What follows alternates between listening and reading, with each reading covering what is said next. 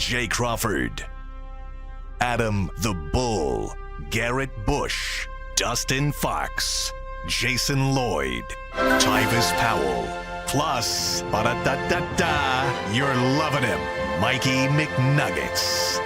And so many big names, it would take me hours to say all of their names. The ultimate Cleveland sports show starts now. Booyah! Welcome, everybody. It's the ultimate Cleveland sports show. Things are a little crazy right now. Everybody's running around. Camera on me. Steve's on the stage. Tyvis has no sleeves. Earl's on the set. These sleeves for? That is wild. I've been doing I got my curl bar back at the house, like it's back. I can't hear anything. That's all right. Okay. I got my curl bar back, so like I've been doing my curls. You know what I'm saying? So you know what I'm saying? By the way, when we're a mess like this, can we just start the show a minute later? Is that allowable, Mike? Nope. I'm dealing. There's some apparently Mike. Some tech issues going on right now. Oh, we do? No, I'm good. Interesting. Is this my? That's what is happened my when mic you. working? That's what happened when you sit in the one Is chair. this thing on? Is this thing on? Is this thing on? Well, we never can hear you through this. All right, let me. No, I know. You know, I just decided. Oops, you know what? I Listen, forgot. G. Bush forgot that this is we being professional. No, I he came trying in to go here. with this whole unveiling of the He wave. not spinning like this. spinning like I know that. He not spinning like this.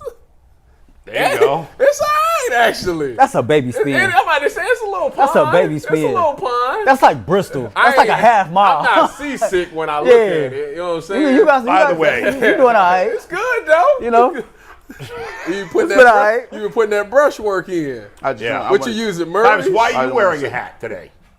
Oh, because I just got. I just got A lot of this- hat wearing. I just got Why would you do that to him? I Why mean, would you because say that? he's growing his hair in. I thought, you know, it's coming. It's It's dark. coming. It's dark. Yeah. You know what I'm saying? He looks Look, good. You know what I'm saying? It's getting there. we got a lot of hat wearing in this town. Nick Wilson and Jonathan Peterlin, they wear hats every day. We actually, by the way, we started hats. You did? No, we started hats on this show. here we Well, go. we also started No, technically, putting Joe. the show on YouTube, which now everybody's copying us too. No, Joe Juravicious started the caps on this show. We had Joe really? on.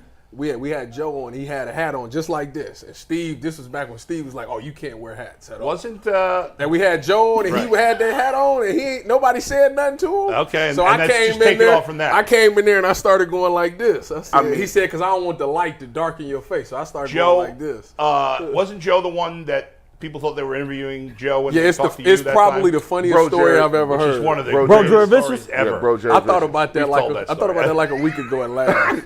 Like, G, you are funny. That is because all-time good you show. tried to save whoever the I tried to producer's save job. you, bro. Yeah, because Molly, yeah. it was actually it was like a bigger show, and it was funny because in my heart, like at the time, I was a nobody, so I'm telling my mom them, man, this about to be cold, man. I can't believe I really got on this show. I think it was like FS1 or something. I'm like, yo, I'm on. I don't even know. They like, but you ain't got no material out. What are we talking about?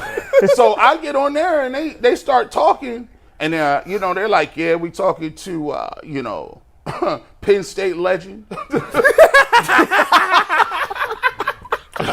Northeast Ohio's very own the pride of Benedictine. Joe. When you get that, it's a level of hurt, it's a level of scared, and it's a level of, oh, this about to be funny. Because you sitting there trying to be like, oh, I should have, why didn't I get this? I should have known. They wasn't hollering at G. Bush.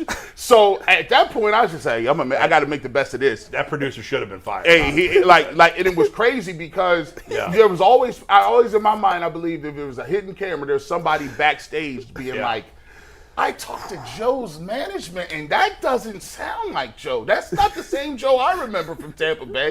And it sure wasn't. And we got through it, though, It's man. the fact that you just went with it, though. Gotta go with it. You gotta see it. Have I told the story, a similar kind of story about how, I don't know if I've told the story, I apologize, and I don't remember the exact player, but there was one time when I was still working on the radio, which you were at the time too, that we were supposed to interview, the Browns were playing the Steelers, and we were in one of the back studios to pre-tape an interview with a Steelers player. It might have been Cam Hayward. It was a while ago, but he's been there a long time. Go Bucks. I can't remember. It might have been Cam Hayward. But accidentally, he got patched in live to Baskin and Phelps, who were on live at the time. And they thought they answered the call. We'll say it's Cam Hayward, even though I don't remember if it was. And Baskin and Phelps and Baskin goes, and we've got a call coming in. Cam from Pittsburgh. Hey, Cam, how are you? And they thought he was just a regular caller. And they're like, what's going on this weekend, Cam? There's a small funny story. People don't know, like at the radio station, I used to be, before I did any of this, I used to be a board op. But I was just like, so when they asked me, hey, can you run a board? I was like, yeah. I was like, they ain't gonna know though. So I would be on there messing all the buttons up, right? So the first Bull and Fox show, right? One of the first ones during the week, they used to come out to this song called Disturbed, right? And so I was there, I couldn't find where the song was at. So they had a nice little elaborate open and everything. Yeah. And so I come on and it was just like Journey. It's like, don't stop. I don't even remember that. He was like, dude, what? Like, what? That is not an open. I said, bro, it was 202. You're blaming Spano for that. It was 202:05. Did Andy come running in there? He didn't come running in there. Bull was just over. You know, back then, Bull used to be extra over high strung. What's going on here? Bad job out of you. As soon as you went to break. As soon as you what's going on? Hey, I do not even remember this. Yeah, I remember. I like it. Andy was like, yeah. I played a rap song for Chico on purpose. That's triggering. You can't do that. By the way, we were not allowed to play rap songs on the radio when it first started. The music had to be classic or alternative or some sort of rock. And then So I'm the Harriet Tubman of the music. I've always said that there, G. Yeah, so I'm gonna play this rap. You know how many conversations we had about that? Go play. And then finally he's like, dude, he doesn't care. He's just gonna do it. So yeah. All right. What a start. Yeah, right? We got a lot to get to today. On the Browns, obviously, the Guardians lose a half game in the wild card standings because the Astros won yesterday. By the way, did you guys see Molly Kerem? She done What at was the with end that? of the year. What happened? She declined the new contract. I thought she Oh, just she left. declined She wasn't it? on the show today, no? Oh, I thought they said she was gone at the end of the year. Man, Maybe I she misunderstood. left ASAP. I'm not sure what Yeah, happened. there's got to be but something to it. something I want to happened. read her book. I'll tell you that. Hey, listen. rumor has it is UCSS is offering her a multi-year deal. Let's go. Sign her up. She's a friend. There you go. There it is. Call her up. You know what? Nobody else is going to get paid if we pay Molly Kerem. So. It's gonna be Molly and McNuggets. Yeah. The Molly and McNuggets show. In the morning. Eminem. And I'm guessing she don't know much about Cleveland sports. I know. I don't even know where she's from. Where's she from? She went to UConn. Oh, she's one of those from Connecticut. Excuse me. Oh, look. Oh, it already started. Look. Worst state in America. Be one of those. New Jersey people and New York people are wild, bro. Connecticut. Excuse me. Oh, let's get the horses from the stable. I don't know where I'm going with this. Go ahead, Mike. No, we got a jam-packed show. We got two guests coming on. We got Mary Kay and Sean King coming up in a little bit. So let's dive into our first topic here, which Earl is joining us for a very specific reason. I'll tell you why. Can we talk about Godfather of Harlem first for a minute, or no? Yes. What? Did any of you guys watch Godfather? I'm screwing up, Mike. The I'm last glad. season that just came out. All right. I haven't watched it. I've only I on had season stopped 2. watching it in the middle of season 2, and I went back, and now I've been binging it again. Okay. So I got 3 episodes left in season 4. But the one thing it's a great show, and it's well acted. The problem I have with the show is guys are constantly changing allegiances. It's like every day, I'm aligned with him, I'm aligned with him. Yeah. What is happening? Allegiance in the mob world, are allegiances changing this often? Have you ever heard of the saying, there is no honor amongst thieves? I guess so. I have heard of that. And There them you go. cement contracts was real. What contract? Them cement contracts that Bumpy was trying to get. Yeah. It got real. So you've watched the whole 4th season? I watched the whole 4th season. I haven't watched the last 3 episodes yet. And the cast is great, but right, every day you got a new friend. It's no Boardwalk Empire. It's no Sopranos. No. Although they did pull a little bit of Sopranos with Bumpy dreaming about things, but didn't last as Yeah. long. All right, sorry, Mike. Go ahead. Oh, you're all good. We're going to dive into our first topic, which is brought to us today by Monarch Money. Most people can't name all of their financial accounts or even what they're worth, whether it's 401ks, properties, investments, and when you don't have the full picture, you can end up leaving money on the table. That's why Monarch Money is a huge asset. It's an all-in-one personal finance tool bringing you your entire financial life together in one clean, easy-to-use interface on your laptop or your phone. Monarch does does the heavy lifting for you. You can link all of your accounts in minutes, see clear data, get visuals, smart categorization on your spending, and finally feel in control of your money without ever touching a spreadsheet. Don't let financial opportunities slip through the cracks. Use promo code LOCKEDONNFL at monarchmoney.com in your browser for half off your first year. That is 50% off your first year at monarchmoney.com with promo code LOCKEDONNFL. Hey, Mike, can I say something? Please. So I am a guest for this segment. Yeah, And okay. You know I'm a producer, right? I feel like Dr. Dre right now. When you get a chance to be on the beat that you produced, it's about to be up. Okay. What do you got for us? What's the beat? So Earl put out a tweet on Yeah. Sunday after the Browns lost to the Baltimore Ravens, and it got me thinking. Through the first 2 games this season, Dangerous. the Browns have scored just 33 total points, 16.5 points per Yeah. game. But, Bull, Yes. I know you hate small sample sizes. 2 do. games, it's not enough to make a determination. No. So let's look at the big picture. The Browns, as they currently sit, have lost 8 games in a row dating back to last year. And during this 8-game losing streak, they're averaging just 13.1 points per game. From a passing standpoint, they've thrown 10 touchdowns compared to 17 interceptions. They're averaging less than 240 total yards per game during this 8-game losing streak. They haven't scored more than 17 points in their last 7 games. The last time they did score 20 or more points, they happened to put up 32 against the Denver Broncos in a losing effort on December 2nd. So I wanted to ask you this first, Bull, and then Earl's going to want to counter you. Okay. Is this as bad as you have seen an NFL offense in recent memory? And can it be fixed, or is this just a broken system that we are watching on a weekly basis here in Cleveland? Are you talking about the Browns specifically or any team? Both. Actually, it doesn't matter because it's not even the worst Browns offense I've seen, and it's not even close. The winless Browns. Do you know who their leading receiver was that year? Joe Jaravicious. No. No. Jordan can't. No. Terrell I'm sorry. I should correct the way I asked the question. In Who 15? led the team in receiving yards? The tight end. Was No. it Terrell Pryor? No. The year they went winless. Oh, Yeah. That was 17, right? Wasn't it Dwayne 17? Bowe. Corey Coleman. No. Gary Barnes. Not a wide Rashard receiver. Higgins. I- I just Crowell. looked it up. Yeah. They're never going to get That's it. what I'm saying. Duke Johnson. Duke You got Johnson. it. They got it. Good for you, Ty. Duke Johnson led the team in receiving. They didn't have a receiver with even 400 yards. I think, who was their leading wide receiver? As a guy I barely Ricardo remember. Lewis. Ricardo Lewis. Hey, shout out to Out of him, the bro. He was University their of leading Auburn. receiver. I He was like a trained with him. 6th-round pick, wasn't he? Yeah, I Yeah. trained with. I think he might He have played been for fifth 8 round. seconds in the NFL. 6.5. Wasn't him in Hollywood the same draft class? No, Yes. it wasn't. Okay, guys. Well, sure. Who they're led both- them? Did yeah, Duke lead them in same rushing, age. or was it Isaiah Crowell? In rushing, Yeah, was it Isaiah Crowell, Duke? it was Crowell. Okay. So Isaiah Crowell, okay back. He was okay for a couple of years. They had 0 wide receivers, they had 0 quarterbacks, and they had 0 tight ends.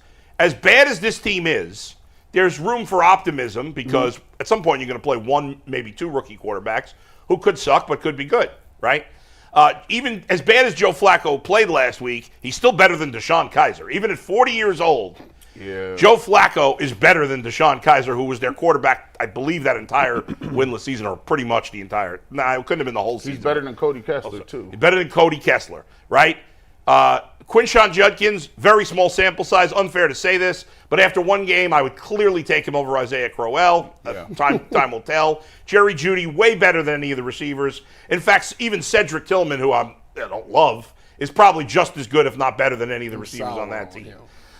David Njoku and Harold Fannin are better than any tight end on that team. Now, they had a better offensive line probably, but some of it's the same guys. So what you're setting up to say Yes. is if this team has more talent than those teams and they only win they have 2 more. if they I'm win, trying to see where you're going with this. You know what? if they win 2 games and you just named all of the gambit of people that are better than a winless team, Then they should be fired. Yes. They should be I fired. mean, if they go winless this year, Nah. If they win 2 games. You got If they to go yeah, 3 they go or two- less. if they go 3 or less, everybody should be fired. Yes. There it Okay. is. So but I mean, is there any? Do you disagree? I mean, No, I that team- can't. I ain't This saying team, we nothing. all know this team's not good offensively, but as bad as it is, it's better than that team was. That's wild. Obviously, defensively, it's way better now. But Curiosity, where do we rank right now in offense? Got to be last. Can't be last. It gotta be. Last in It can't York. be last. It got to be last in points They're per not game. 32nd in the league. In what? Did you see any? I would've So said- first of all, if you eliminate the run, there's no running game. So like they can't be. They got to be last in rushing. What metric do you want? Total offense. Total offense. In yards per game or points? Both. Yards per game, Cleveland. Out of yards per game, give us better things than yards per game. But all right, I literally asked. And you Yeah, guys- I- Both. Yeah. yards per game, they're 16th. it's middle of the pack. Middle of the pack. In points per game, scoring offense, points per game, they are Don't say 30 seconds. 27th. Yeah, okay. They're bad. We know that. They're not dead last. But this is not Earl as bad as that winless team. I think it's not as bad. No, I think it is as bad Oh. for everything you just said. Yeah. Because we have more talent and we have a coach that's supposed to be an offensive guru. Here's the irony.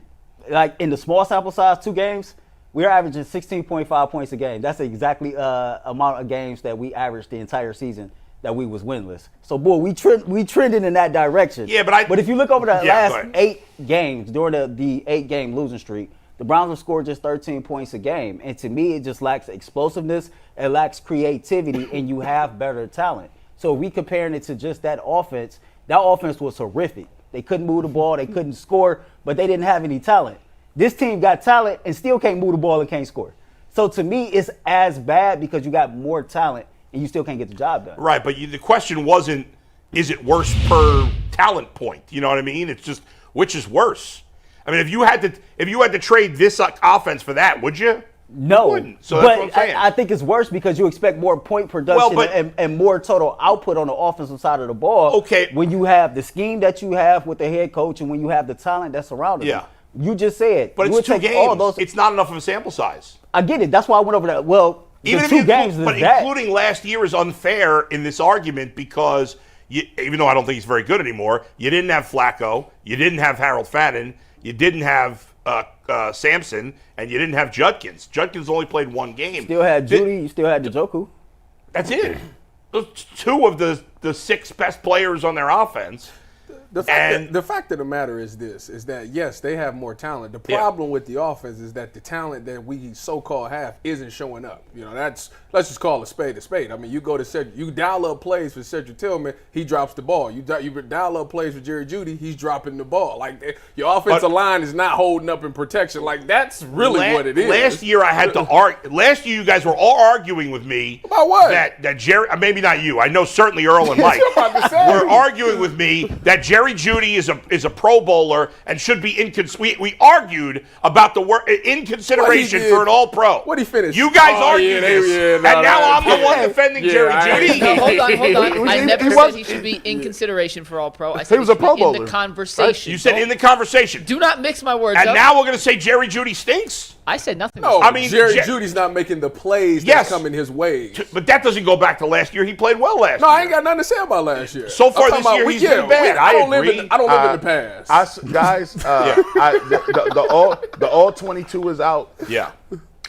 And I had an opportunity to look over it, and the Cleveland Browns cannot figure out simple pass protection. The Cleveland Browns are giving up pressures to 4-man fronts. And the reason they're giving up pressures to 4-man fronts is because they're overloading a side and dropping somebody off into coverage, and we can't pick them up. They're forcing Dylan Sampson to stay in and block, and then when he's getting dog walked. Oh, So if you getting simulated pressure, they put a bunch of people in the line of scrimmage, they bring it to the outside.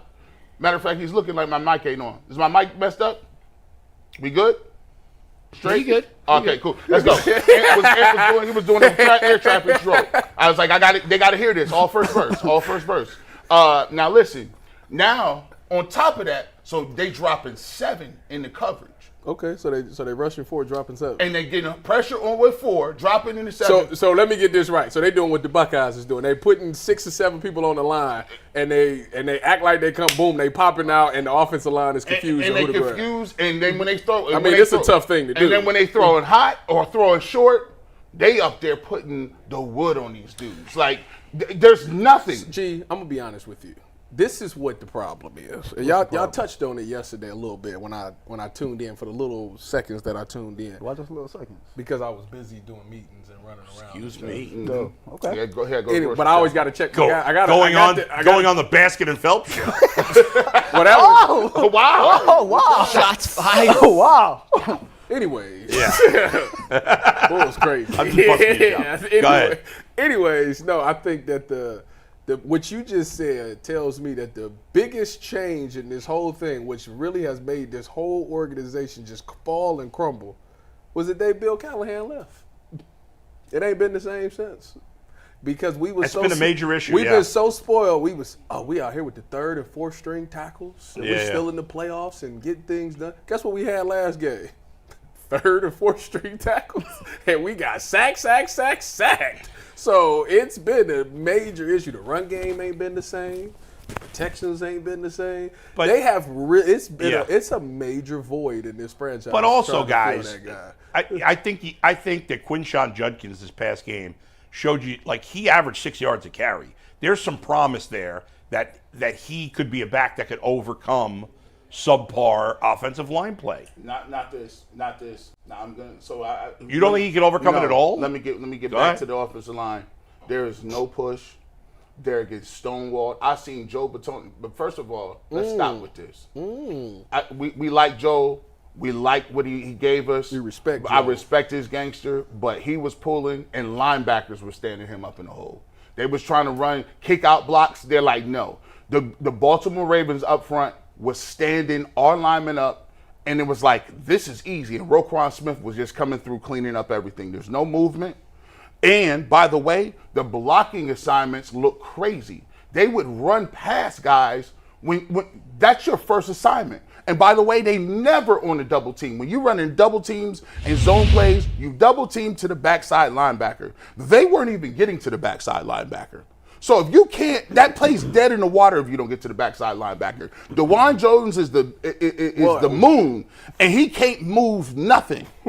That's how big he is, and he can't move anybody. Well, he was splitting. No movement. He was splitting. That's a whole nother problem. The fact that that's a whole nother type of, and then throw on top of this too. This is the elephant in the room. 75% of what their route combinations are random stick routes. What is we do? Stick routes under 6 yards. Everything is turn around and get the ball. No combinations, no crossers, no motions, no. Let me get somebody moving. It is the most the Baltimore Ravens sat there, and I was watching the game, and I said, "This is high school." So do you think it's as bad as 2016? Yes. Yes. I think you guys forgot how bad that was. Oh no! It's been 2 games. No. Well, hold on. Let me. 2 games. Can I say Come on. something about? So the funny thing is, you remember at this point last year, we were saying similar things. We were saying the offensive line wasn't We were great, saying. right? Yeah. And everybody was like, because this was back when the Deshaun thing was going on. Oh, yeah. And it was Right, like, oh, the offensive line is terrible. He ain't got time to get rid of the ball. And then Jameis came in, and they was like, he slanged the ball, got 300 yards, blah blah blah. Yeah. Is it the offensive line or is it the quarterback? It's both. The offensive line's playing poorly. The quarterback's playing poorly. And until Judkins showed up, they didn't have a good running back for a while. I'm gonna play There's blame on all of it. I'm gonna no? play Bulls. I'm gonna play Bulls advocate. Bulls advocate is Judkins had one nice run at the end of the game in garbage time. Yeah, that's true. That's fair. He did. That's fair. But you saw at times earlier, like he's He got had a the nice talent. He has, like it's there. He had a nice. But you're burst. right. That big run that changed the numbers was in garbage time. I That's mean, fair. and to me, it's not his fault. I'm just saying it's not. Yeah. He was getting hit 1-2 yards Yeah, because yeah. they don't have the blocking assignments up correctly. You know who else did that? Nick Chubb. Yep.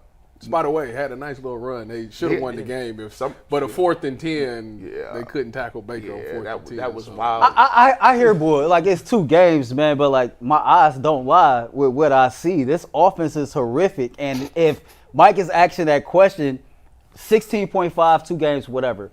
But this whole 8-game losing streak, Right. this offense is averaging 13 points a game. Now, if you don't want to combine the 2 years, cool. But we are on the longest losing streak in the NFL, and we do got talent on this roster. Yeah. But like, I'm curious to know what the yak yards was last week against Baltimore, because it seemed like even when we completed the pass, the yak yards at the catch. Listen, the offense has been. What game was he watching?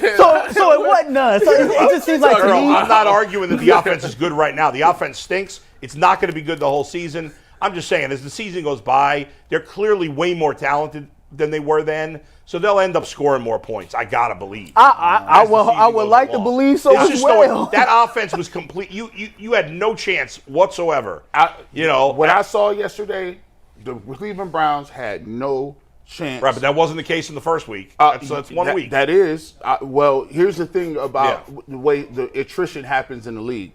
You the freshest you ever gonna be week I one. hear you. I keep trying to tell people, Myles Garrett is glue right now. And he making you feel like, oh, we balling. This defense is no. You take Myles Garrett or Denzel Ward out of this lineup, you're going to be back to regular zero. You're going to be Cinderella. That pumpkin coach is a pumpkin. You just don't know it yet. Hey, nobody's arguing that this team is any good. Nobody's arguing that this offense is any good. I'm just saying, man for man, they're better in almost every spot than they were. That team didn't win a single game. We'll see what the average points per game as the season goes along. Obviously, how many missed field goals did they have then? Probably a lot, too. They should have scored 20 in the first game, which would have been enough to win. Yeah.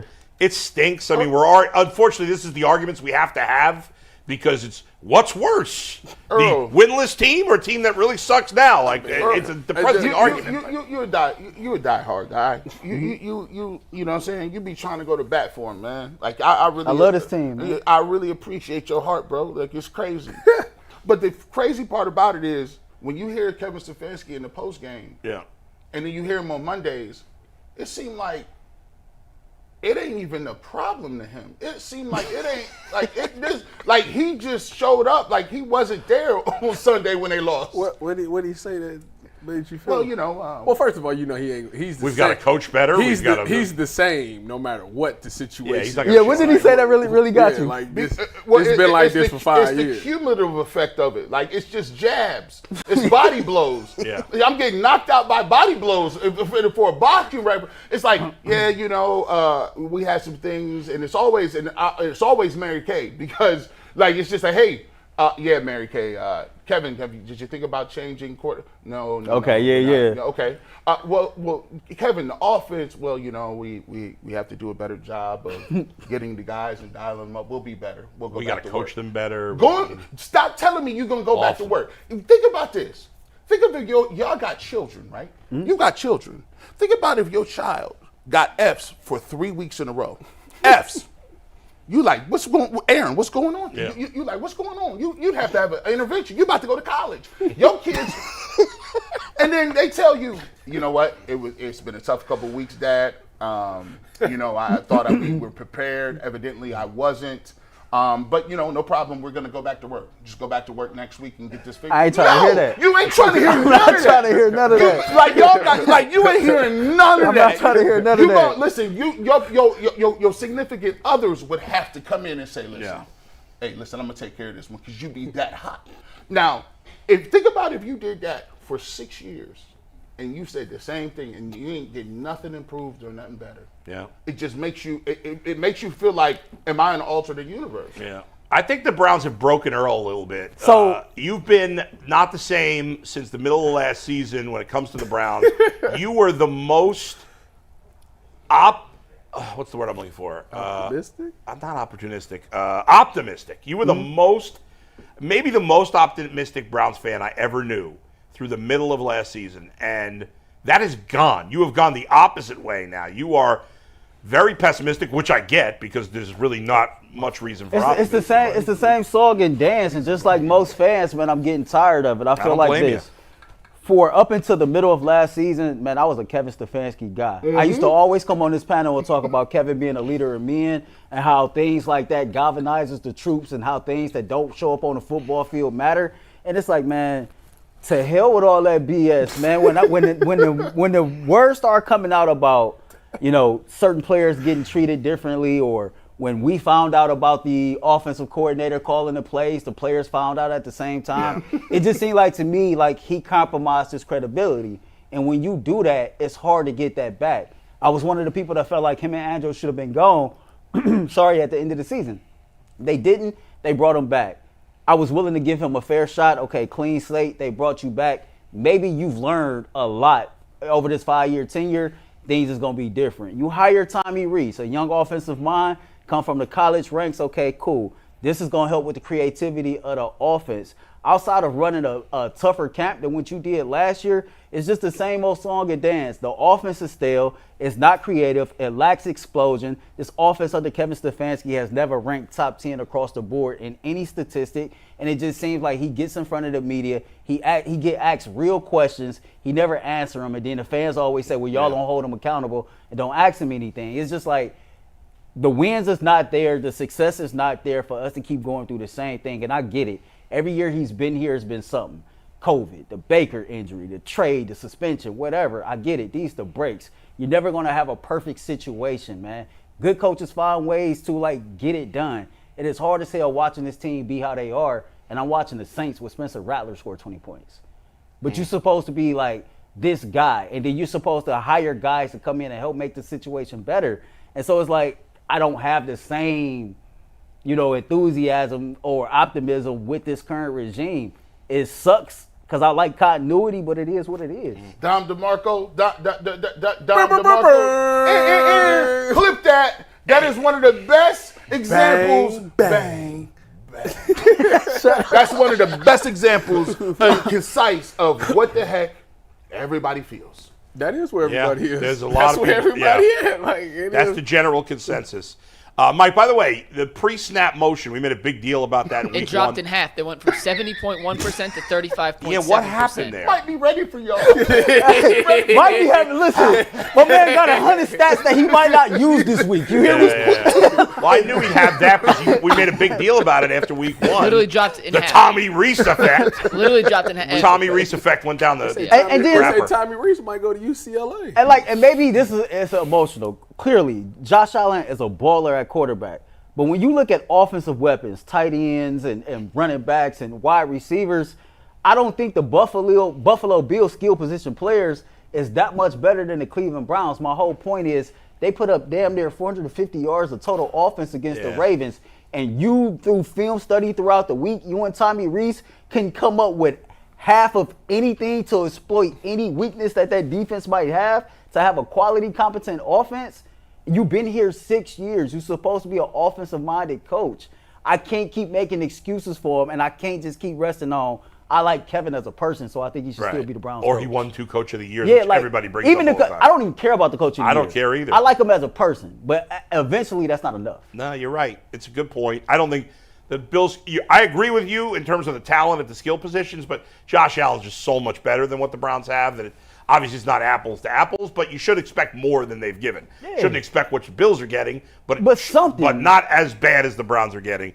I think it's fair. Earl with a nice visit. Good to see you, That Earl. was nice. Earl, great job on the panel. We're going to get Earl out of here as we get to our next topic. Gee, Coach a little Tyvis is violent, going to Mike. make a Get him out appearance of here. here. Coach Tyvis today brought to us by Mazda, moving the game forward. For those who believe it's not just about playing the game, it's about redefining it, because these moments do more than win.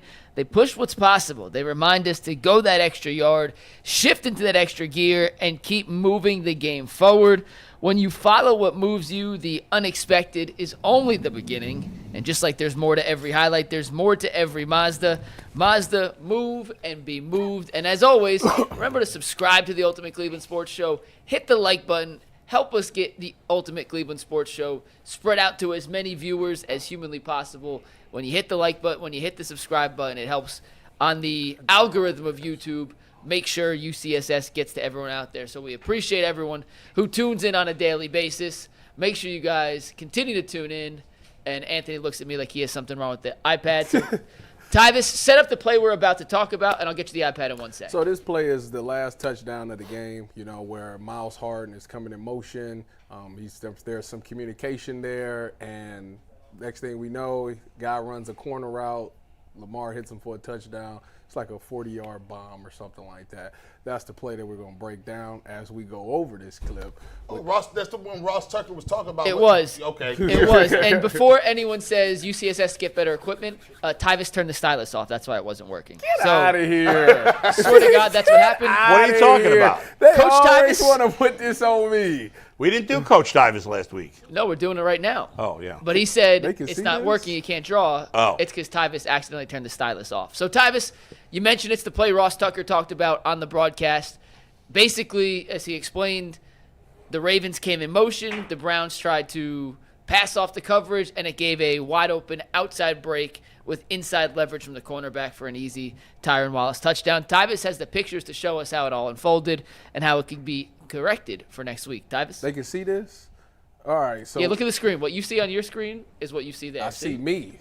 Hello. All right, Steve, How take you the doing? iPad. There you go. Oh, okay. Oh, this is nice. All right, here Is we the go. iPad full? I like this technology. All right, so this is the guy that's coming in motion right here, right? He's going to come down the line. So Miles Harden is right here. He's going to come down this line as well because Gnu is like, hey, he's in motion. Gnu's going to play man on him.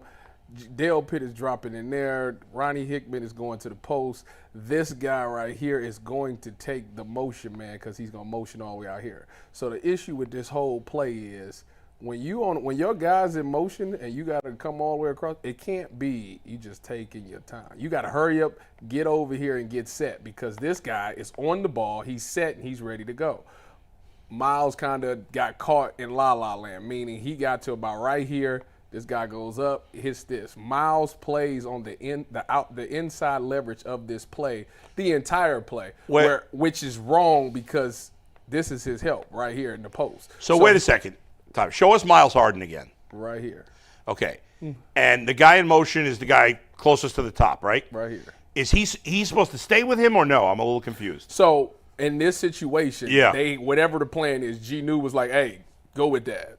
So Whatever. Okay. However that's how they was playing it that week. Okay. That's how they playing All it. right. That's a total corner DB communication. This is Yeah. the game plan this week. So that's the way they wanted to do it, and Okay. that's what happened. So when that happened, he had to get up and he had to go over here. Gnu played man on this guy. to pick up the guy who's No. in motion. No, Gnu No, is- the guy who's No, in no, motion. Miles Harden has got to race over to the other side of the field to get this the guy in motion. to get this that guy. because this And- guy is set. I got you. Okay. so that's who he Miles. motioned all Yeah. the way out here. Which And who's means supposed this, to pick that guy up? out here? Yeah. Whoever this corner is. Who Okay. is- I don't know. Gotcha. Who this is. Okay, I Whoever got it that now. is. It just looks weird because Myles Garrett is in an air 9. Yeah. This dude is lined up on dang near by a wide receiver. That's Right. That's the wide 9. Yeah, that's- Yeah. So Miles, he's got to essentially replace Miles Garrett picking up that receiver. He don't need to necessarily get over there. What he needs to do is he needs to get set. If he's going to play off the ball, that's fine. Just Yeah. be on the outside. You don't be on the inside of it. Right, you don't want him to See, be able the to get outside problem on is you. the Okay. problem is by the time this ball was snapped, which he never got to where he was supposed to be. This is him. He's on the inside of this. Yeah. And his help is right here. So if you're going to play up man to man, you want to be Yeah. on the outside because there's no help out there. And But who's if you- that on the 15 for the Browns? Right here? Yeah. It's a Woozier or whatever the other corner's name is. Okay, and he's picking up the guy that's He right got there, him, right? yes, correct. So he's not helping. Not at all. They're man. Oh, so Miles Harden is in a terrible spot. That's what I'm telling yeah. you. That's what, thank you. I mean, he should be. Welcome to He should the be party. almost where that other corner is. Exactly. Right. That's how Yeah. he should have played man because, again, help is right there. You got this guy right here. That's help inside. Do they You have- got this guy. This help is inside. You got all the help Do inside. they have it where can we see him come in motion and him follow Yeah, him? can we see it or we don't have the video? That's him right there. Listen, and that's the EP guy. Steve's here. If EP Steve says we can play the video, we can play the video. It's too I'm many. gonna put the pressure on EP Steve because he's Yeah, sitting in I studio like with it. us. No, sir. No. So was okay. Miles Harden from This- your remembering the play? Obviously, we can't see him Right. in motion. Was he? No, look, Bull. Here's a still shot Yeah. of him going in Right. motion. Okay. He's So when you Tyvis has so it I- circled, yes. So as a corner, I've been in this position before. Yeah. When you as your DB coach say there is no smoke breaks, like you got to go Right, and right. go over there and get Now, set. let me ask you this. You might need to err on the side of being in front of this guy. If Because that guy, especially if you gonna pick that guy up right there, you need to hurry up and get set. And Right. let that other corner now just handle it. Miles Harden is only running to that side of the field because even though he's not picking that guy up, that guy being in motion means Miles Harden's got to get to the other side of the They're field. man to man. Okay, so the second that guy goes in motion, Miles Harden's got to take off. Gotta go. And even he's kind of got to be a little bit of an angle. You need to be because ahead you're of not going to get all the way to where the guy is. Because to get past this you. is why you err on the fact of being ahead of him. Okay, let's say on this play, It went dead. Did I cut it off? You probably could hit the top of the thing. Is it blue light on the stylus? No. You turned it off again. Okay. I'm coming out to help you. There you go. Hold on. There you go. He's got it. Listen, I'm tech savvy. Anyway. Says the guy who turned it off twice. I didn't know. I didn't know. All right. Whatever. Let him be. Anyways. Yeah. So even if you err on the side of going out here and being in front of this guy. Yeah. And let's say he stopped right there. He came back across the field. All the help is still on the inside. Is You there need to be outside leverage in any cover one, anytime you got post help. Yeah. You play outside So leverage. there's no scenario. The only time you play inside leverage on a guy is in the red zone or if it's in cover 0. So there'd be no reason at all that Miles Harden would think the help would be on the outside. No reason. None. There's no excuse. The second he starts running, he knows he's got to get outside leverage on that guy. Yep. Correct? Geno told him. Okay. So what happened? He didn't do it. Like was it just he didn't have enough time? Did he not get there? Like, was he not fast enough? Like what it tells me is he not capable? No, I'm gonna tell you how you fix it. There's two ways you can fix it. One, Miles Harden get on his horse and get over there and get set up. That would help a lot. Or if this is my man, if this man is in motion, I hate this thing. If this is the guy that's in motion and I'm checking him, then I'm gonna just play him. Like I'm not coming off. Right. Like you just play this man to man no matter what. But that call, is it Newsom's call? Well, he made the call. Don't you see his hand? He's telling him, hey, I'm gonna go right there. So what tells me is, so it's easier said than done. Yeah. So basically, when you come out of the defense, Yeah. you know what the call is. But depending on what the offense gives you, your responsibility changes in the middle of the play. Right. What that tells me is he's not solid enough in knowing exactly what his stuff is, so he's a step behind. Right. So now, as he's running over, he's thinking, "Oh, okay. What am I doing? When I get over there, who do I got?" Right. And if he runs this route, He wasn't sure. He wasn't sure. Yeah. So what ended up happening is it's either fight or flight. He gets there late, and when you late to the pizza party, all the pizza is gone. It's only cheese pizza. Because quiet as it's kept, he should have just stayed with the motion man. Because if he stays with the motion man, he ends up right here chasing this guy's already in perfect position because of his initial alignment. You see, he's outside. He should have just played it. But Tyvis, if he had stayed with once Greg Newsome signals him, that has nothing to do with that. Nothing. Okay, that's you got man. Take that man. That's what I would have did. I would have just said I'm not going to cause confusion. What made him go after that guy? Like, how did that end up happening? That right there, I don't know, because he probably figured, hey, that guy's going to end up over there. I'm going to be closer to that guy, so I'm going to just play it. Doesn't somebody else have to know to pick up the guy in motion? Well, what you mean? Like at the beginning, this initial motion? So the guy who's in motion for the Ravens, right here, right? It's Wallace, if you want to call him. Okay, it's Wallace. Now, who's the receiver? The receiver that set at the bottom of the screen. Yeah, who is that? Do we know? Stevenson, whatever his name. Okay. No, this is Walker, ain't it? This Devontae Walker, because he the one that caught the touchdown. Yeah, you're right. Oh, okay. Yeah, so Wallace at the bottom. Walker's the one that caught the touchdown. Yes. Okay, so Walker's up top in motion. This is Walker right here. Okay, so Walker's there, and Wallace is in motion. Correct. Mm-hmm. So, when Wallace goes in motion, how does Harden know whether to stay with Wallace or to go pick up Montez on the other side? He literally gave the communication right there. So Greg Newsome, G-New said go. Look, don't you see that hand right okay, there? But hey, go. But that means go get it. Does go mean stay with the guy in motion, or does it mean that I don't know? It just means go to the other side of the field. You got that. Take that motion. So how does he know which guy to pick up? Because when we got to here, he is saying, "Hey, I'm gonna take him." Don't you see the hand? You see the hand right there? So he's signaling I'm gonna take. I got him. You take him. That's what's happening. Well, who's he talking to? He is talking that to other that corner right there. That's looking at the bottom. That guy right there. You see him looking. But that corner's got to be looking too. He got the message. Look at his head. Clearly, he got the message. So once he signals him, that other corner knows I got to pick up the motion man. Yes, correct. And he just, like I said, if you're going to do that. So it was essentially Newsome made the decision to send Harden to the other side of the field, but then Harden made the decision to pick up the guy that's already there, not the guy in motion. Correct. So it wasn't like he didn't know who to pick up because he decided who to pick up. It wasn't. So there's no excuse for him not to be on that guy, and there's no excuse for him not to have outside leverage because you just said that in that scenario you always have the outside leverage because the help is on the inside. Correct. And then guess what? So you know what this turned into? Yeah. They're going to go in there and they're going to watch this and say, all right, we got to have a plan for motion. This is for now on. Right. This is let me hold on. Let me say this correctly. If I was coaching them, this is what, because I'm not going to err on the fact of saying, like, they're going to absolutely get this cleaned up. I've done that 2 years in a row. Yeah. I would never make that. If I was coaching them, and when I played in the league, if this was a mistake, we would come in and we would say, this is how we handle emotion for the rest of the year, okay? Yeah. If the guy who's in motion goes, whoever goes with the motion, you just stay on that man. Stay Unless on that guy. you get into a bunch and y'all can work it out real quick, but the problem is the things is moving too fast. As you can see, this ball got snapped before guys was even set, so just play it out as man. We'll get through the down. Play worst case scenario, play deep to short, let them throw some check down, tackle it. We got through the play. Let me ask you this. Now, let's keep going with that premise. Okay. Let's go with the premise if you coaching it. If you coaching this, and could you go back to that last screen on the outside right there? So you are right there. So if you are right here, and you who we looking at? We looking at Harden, right? Okay, right here. So as a defensive back coach, I could be tripping, but aren't you telling him, okay, you're in a bad position, no down distance, and what it is at that position on that hash? What route is scaring you the most? There it is.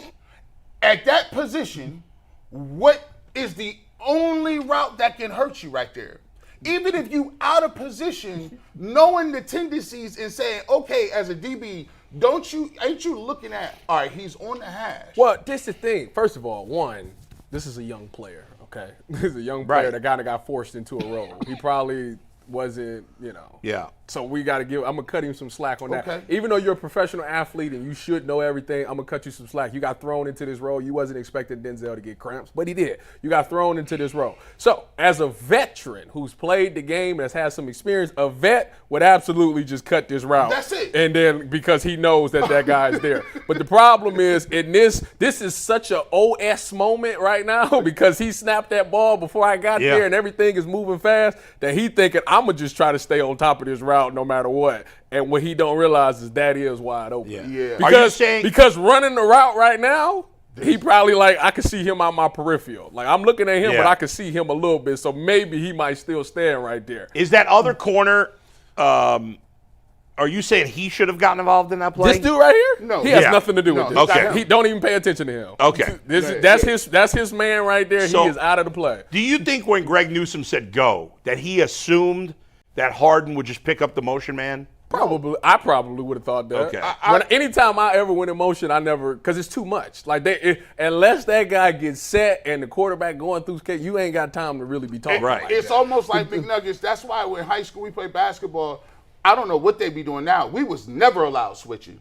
It was like, right here, this looked like a switch. Like, hey, he gonna go all the way out there. You check him, and then I'm gonna check this dude that's already there. We good. We gonna switch. It really would have been a no play if he would have been on this outside. Oh, that was it. Because he would have underran that. That ran to that. Tyvis, when you would have been a no play.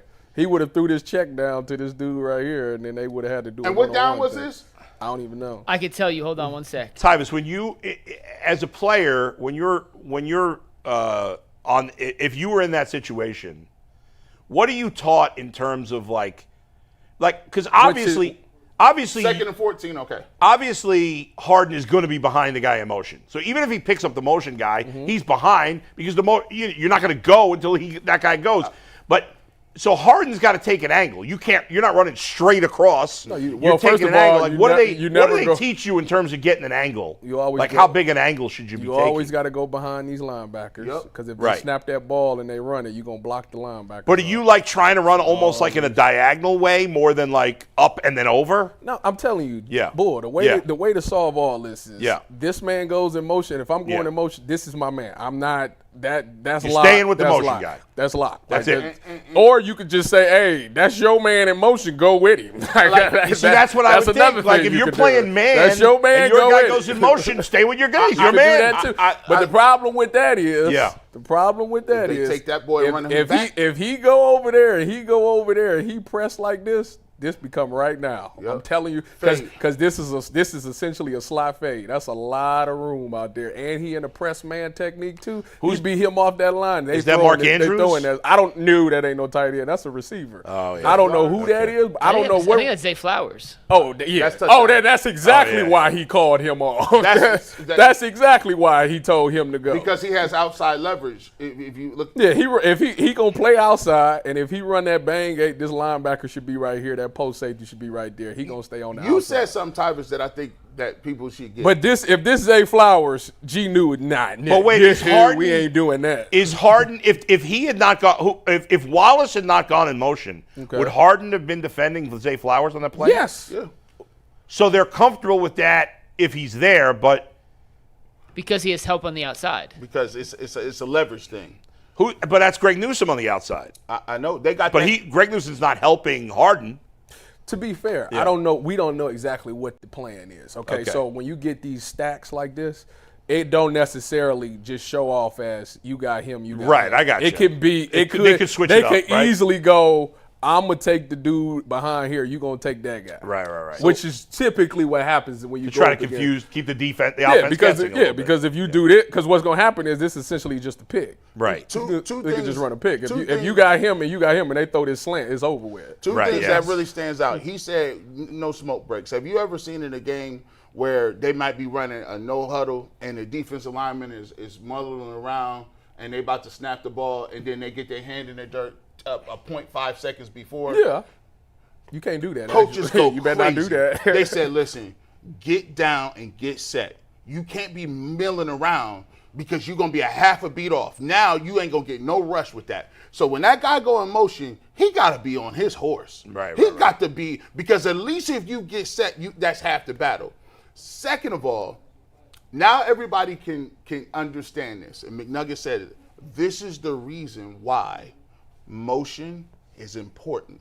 Do you see how much chaos it creates by one guy just running that Yeah. way? It really And if is. you are the Cleveland Browns, I've always said this. Tell me if I'm wrong in the chat. You ain't got to be a great offensive coordinator. All you got to do is tell your stat dudes and one of your programmers, hey, give me 5 of the best plays from every football game this week. How many teams is it? 32? So 32 times 5 is what? You got to take. Gee, they do that. That's why they call it a copycat league. Well, guess what? They ain't copying hard enough. What They you cut need- copy and paste don't work. No, what Take you them got to plays- realize is what you have to do is you have to look at who is the team or what this offensive coordinator when he plays this certain defensive scheme. What are the explosive plays? What has been successful against that scheme? If I'm an OC, that's all I'm doing. Let me go back and see. I don't know who plays man. Let's say Philadelphia plays man-to-man and plays the same scheme. I'm going to go watch the Philly game and see what worked in that game. Because what worked in that game, I'm going to try it to see if they fixed it. They're going to have a meeting about, we got to fix this, blah, blah, blah. Did they fix it? That's what happens. So that's how a game plan is kind of put together. No, It's like I'm going to still- go around and see what worked against this defense, Yeah. and then I'm going to use it. Listen, I think they're more rudimentary. I think they ain't got the concepts. I'm going to steal the concepts. I want that exact play and give me 5 more of them. And then what we're going to do, we're going to mix them in. And I might throw a wrinkle in or whatever the case may be. But if you can't be creative to do that, then you're going to have to figure a way to figure out something because our guys ain't doing that. We ain't moved, we ain't schemed nobody open like that. Certainly not this past week. All right, we'll leave it there. We'll talk with Mary Kay Cabot at noon, and we've got Sean King coming on today as well to talk more Browns. For now, let's get to the Guardians. Go ahead, Mike. Yeah, Ty, that was really insightful. Thank you for the stuff. knowledge on that. Our Guardians talk today is going to be quick. We'll get to some more Guardians after we get our guests on, but the NFL season is here, guys. FanDuel is making sure you're ready for kickoff with a can't-miss offer right now. New customers can bet just $5, and if that bet wins, you get $300 in bonus bets to use across the app. So if you're ready to play, download the FanDuel app right now by visiting FanDuel.com/UCSS to get started. That is FanDuel.com/UCSS to place your first $5 bet.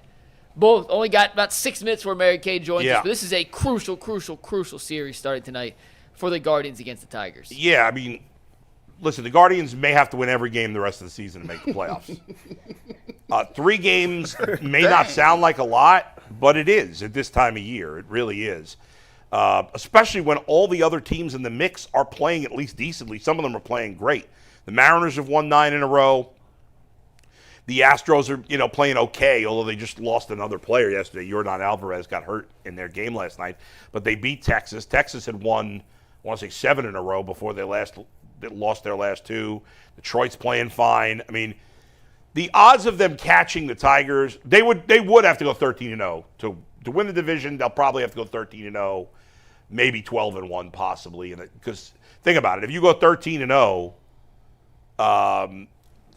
the Tigers, so that would mean the Guardians finish with 91 wins, right? The Tigers would lose 6 to the Guardians, so that's 85 and 71. They'd still have 6 games. They're not catching them. Like if they go 13-0, the Tigers would still have to lose, in addition to the Guardians games, at least 2 more games because the Tigers have the tiebreaker. So, and by the way, the odds of the Guardians winning all 6 against the Tigers are minuscule. First of all, they're going to have to face Skubal twice in the 6 games. Yep. The Tigers have the pitching edge in all 3 of the games in this series. And the Guardians have 9 of their 13 games are against Detroit and Texas. So we'll hope for a miracle in the division. You never know. It's still a long shot that they make the playoffs, period. But if they're going to do it, they got to sweep Detroit. And then they've got to sweep Minnesota. You've got to win. I think so. The Guardians have won, 9 of 10, I think. So 9 of 10, yes. And they got to win a minimum of 10 of their final 13, I think, to make the playoffs. And they can go 10-3 the rest of the season, finish 19 of 23, and still miss the playoffs. So you're going to have to. You can't afford almost any losses. You're only 2 back in the loss column of Houston, and Houston is playing Texas the next 2 days. The Guardians have 2 more games than a lot of the other teams because they have a doubleheader against Minnesota. But there's no margin for error anymore. That's it. You're going to have to win a minimum, I'd say, of 87 games to make the playoffs, and it might take 89, 90. If they did make the playoffs, yes. I mean, do you believe that they can be really competitive? Anything goes in the playoffs. I know that moniker, but I'm just saying that the offense. You never know, but I mean, to make the playoffs, they're going to have to win like 20 of their last 24 games. So it's hard to say a team wouldn't have a chance after they won 20 of their last 24 games. Yeah. They do have a pitching staff that is very formidable. Ultimately, they probably would not win in the playoffs because their lineup, eventually their bad lineup would catch up with them. But I can't totally write it off. I can't totally write off a team that's got good pitching and in theory won 20 of their last 24 games. Yeah, I couldn't completely write them off. I don't think there's a team in the American League right now that I love. Seattle's played great lately. They've won 9 in a row, but before that they played poorly for a month. On paper, the Mariners are significantly better than the Guardians. They have just as good a bullpen. They have a better starting rotation, and they have a way better lineup. So, the Yankees are better than all these other teams are better than them on paper. But remember a couple of years ago, it was 2 years ago, both the Diamondbacks and the Rangers that year got the last wild card spot. They got hot at the end, and the 2 of them got to the World Series. Diamondbacks might be doing the same thing now. They're only a game and a half back to the Mets for that final wild card spot with no pitching. Is there a chance, and I know this is pie in the sky. Mets got pitchers. Jason, the other day, Jason was talking about, how they're great at developing these pitchers, and the hitting is just, I don't know if they even put an emphasis on it. Is there any chance that there could be an overhaul where they bring somebody and just say, hey, our approach needs to be overhauled on that side of the ball? Well, they should do that. They probably won't do that. They owe it to the fans, and they owe it to Jose Ramirez to commit some serious money, and that's when it comes to ownership, to improving the offense. Because they have not been able to develop hitters, right? But you have to significantly upgrade this offense this year. Because if you want any hope, right now the fans are so down. Listen, if the team makes a run and gets to the playoffs, it'll change things. But if the likely situation happens and they don't make the playoffs and they finish with 82, 83 wins, middling team, fans are really down on the team. Nobody's going to be excited about next year unless this team makes a serious commitment to improve the lineup in the offseason. They've not done that for years. I have no strong reason to believe that they will. I'm hoping against hope that they will finally take it seriously. Where you stand on the firing of the front office? I know you was very passionate about that like a couple months I think it's time for a change in the organization, but it's not going to I would change, even though I highly respect both guys in charge and think they're very good. You know, I love Andy Reid, but it was time for him to leave Philadelphia. Like, sometimes you need a change. It might, like, if the Steelers fall in their face, like, Mike Tomlin's a great coach, we know that, but it might be time for, like, a new voice in Pittsburgh. I think sometimes, even if you're really good, eventually you wear out your welcome. And I feel like we might be at that point here. Now, I don't think that's going to happen, and it wouldn't surprise me if they got the Guardians back on track in the next few years. But there's just no way they can significantly turn around this lineup without a financial commitment, because there's just not enough good players, and you can't sell the fans every year on these same guys who can't hit. You can't keep doing that. For me, it's like kind of like this is the thing about analytics that gets me, right? They preach that we're going to look at data, we're going to look at data points, we're going to look at all these things to find out how we can get better in the margins and some of the minutia. But my thing about the analytics is, if you know you can't hit, right, and you don't have the budget to go out and you don't want to spend money on people that are already existing good players that you could plug and play, why is it that there's this thing where they won't even take the money and put it into research and development? It's like, maybe they have. I don't know. If they have, it hasn't worked. We always talk about it. Hey, our kickers are terrible. Yeah. Do they have a kicking coach or a kicking program? Nah, they just got Bubba Ventura. You're like, but why? Yeah, no, that's fair. It don't count against the cap. They're either not using the resources at all, or they're just not using them well. And to think Jose left how much money sitting on the Who table? $140 million. No, you can't say an exact reportedly. number. No, allegedly. What could be reportedly? This idea, Jay said the other day, no offense to Jay, he said the Blue Jays were going to offer him this. He wasn't a free agent. The Blue Jays weren't even talking to him. I don't know what anybody's talking about. Market value? He probably could have gotten $100 million or so more. All right, this arbitrary Blue Jay situation is nonsense. We'll continue our Guardians talk after our guest, but right now we got Mary Kay in the queue. Mary Kay brought to us today by Monarch Money. Most people can't name their financial accounts or even what they're worth, whether it's 401ks, properties, or investments. And when you don't have the full picture, you could end up leaving money on the table. That's where Monarch Money comes in. It's an all-in-one personal finance tool that brings you your entire financial life together in one clean, easy-to-use interface on your laptop or your phone. Don't let financial opportunities slip through the cracks. Use promo code LOCKEDONNFL at monarchmoney.com in your browser for half off your first year. That's 50% off your first year at monarchmoney.com using promo code LOCKEDONNFL. And with that, we welcome Mary Kay Cabot, Hall of Fame writer for Cleveland.com, to the show. How you doing today, Mary Kay? I'm doing great, guys. How you doing? We're doing good. We going right to it. Joe Flacco, he struggled. I heard you ask the question to Kevin Stefanski. Has he thought about making a move? He said no. Joe played, I would say, one of his worst football games. And when you look at Joe, and he said he'd give them the best opportunity to win football games, at what point do they say, okay, that's not necessarily true? Is that rather sooner than later? Because it looks like that timetable has moved up a little bit. Well, I think it all depends on how ready Dillon Gabriel is. They have to make sure that he's ready to go out there and function well against some really tough NFL defenses. And one of those defenses is coming to town on Sunday in the Green Bay Packers. The Packers are tough against the run. They're amazing pass rushers. They've got Micah Parsons now. So you have to make sure that your rookie is ready to play. It's not like they have Kenny Pickett, who they could just throw in there right now. This is a rookie quarterback, and you don't want to hurt the confidence or the psyche of a young quarterback. You have to make sure that you develop them well. So I think that is a big consideration. It's more than just how is Joe functioning and how does Dillon look in practice. Is this the right thing for our football team and for our rookie quarterback at this time?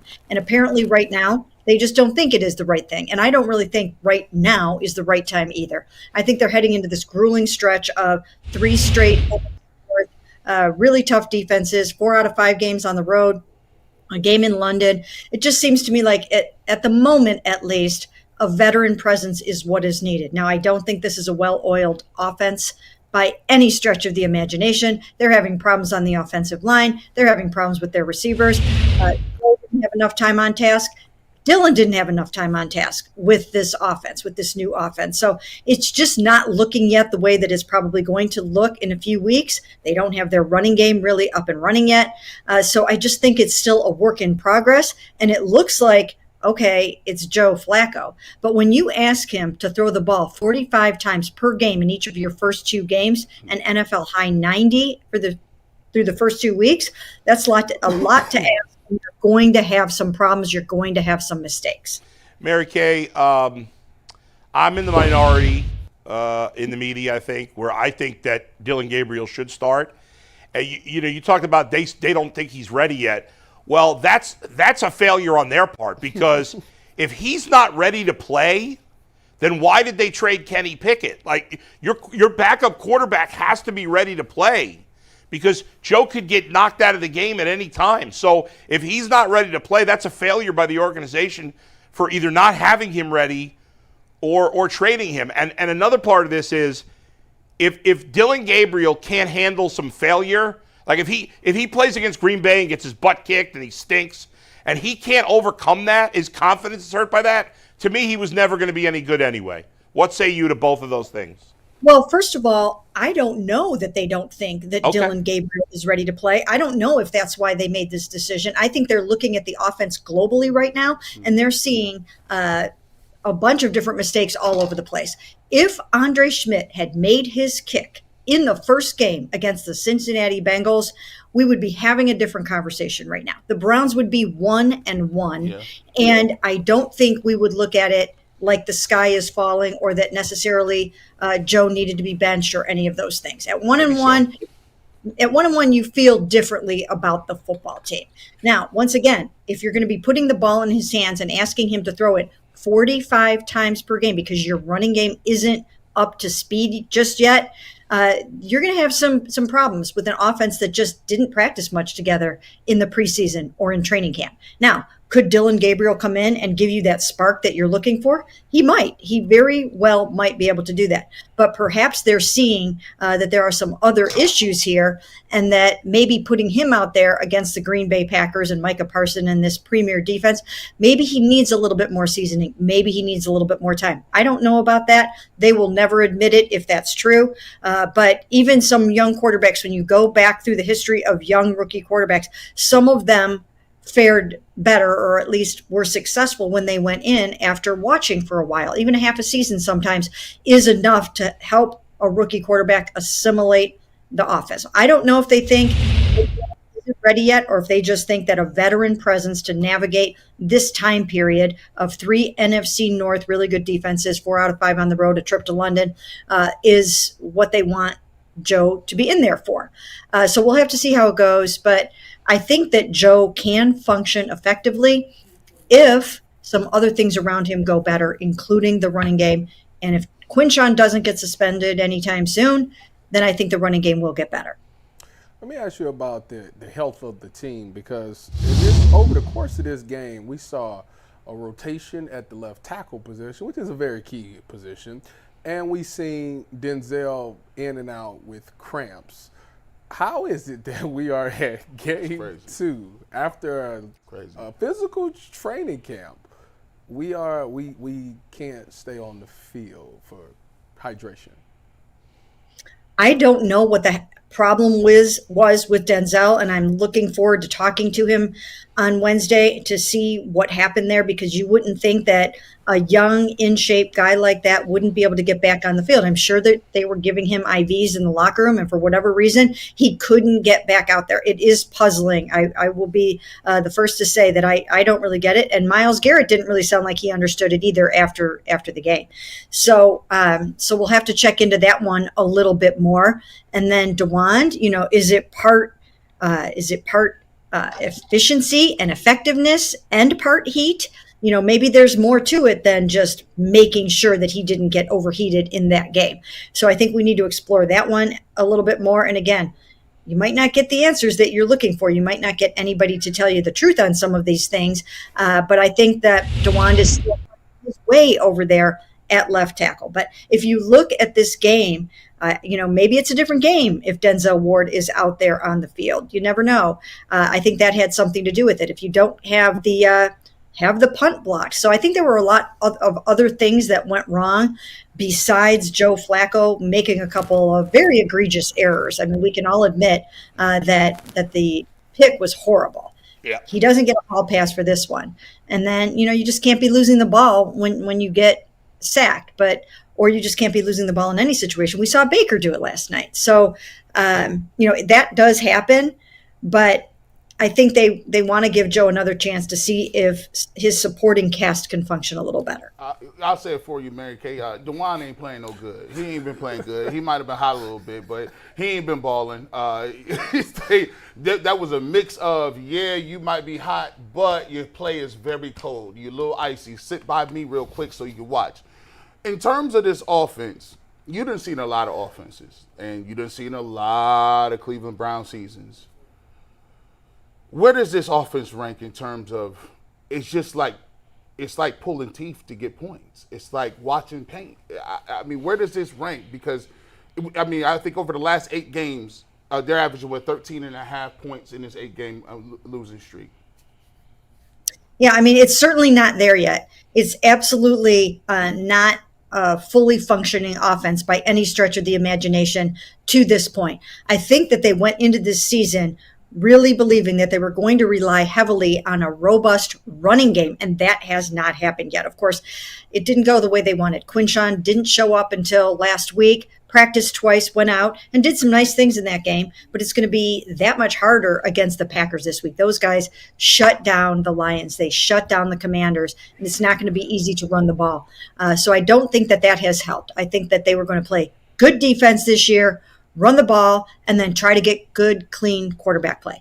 Only one of those 3 things has happened so far, and that's the really good defense. Now they've got to get the offense up and running. And so far, we haven't seen the timing and the consistency yet between Joe and Jerry Jeudy, Joe and Cedric Tillman. He was 2 of 7 targets in this past game. He was stumbling and falling down. So we just haven't seen that yet. And Joe, I don't think he had enough time on task in preseason with these guys. It happened in the final 2 weeks of camp, but that's certainly not enough. The 4-way quarterback competition, I think, hurt everyone. And you can't do that. I hope they learn their lesson that you can't conduct a quarterback competition in training camp. You've got to get that figured out before you get to camp. You have to know who your quarterback is. Man, it's been a lot of years of Kevin Stefanski having to still try to figure things out. I don't know, but do you get frustrated, Mary Kay, with his lack of communication? Like, he gives no answers. All his answers are like, I know a lot of coaches do this. I know in New York the media is pissed off about Aaron Glenn trying to pull a Belichick as if he's won anything. But, like, is it annoying that he never gives you a straight answer, that it's like from the nerd playbook, his answer every time? Well, I do, of course, wish he would be more forthcoming because I'm in the media and I would like fuller explanations for things. But Kevin Stefanski is very conservative when it comes to answering questions in that press conference setting. He just is. I don't necessarily see that changing anytime soon.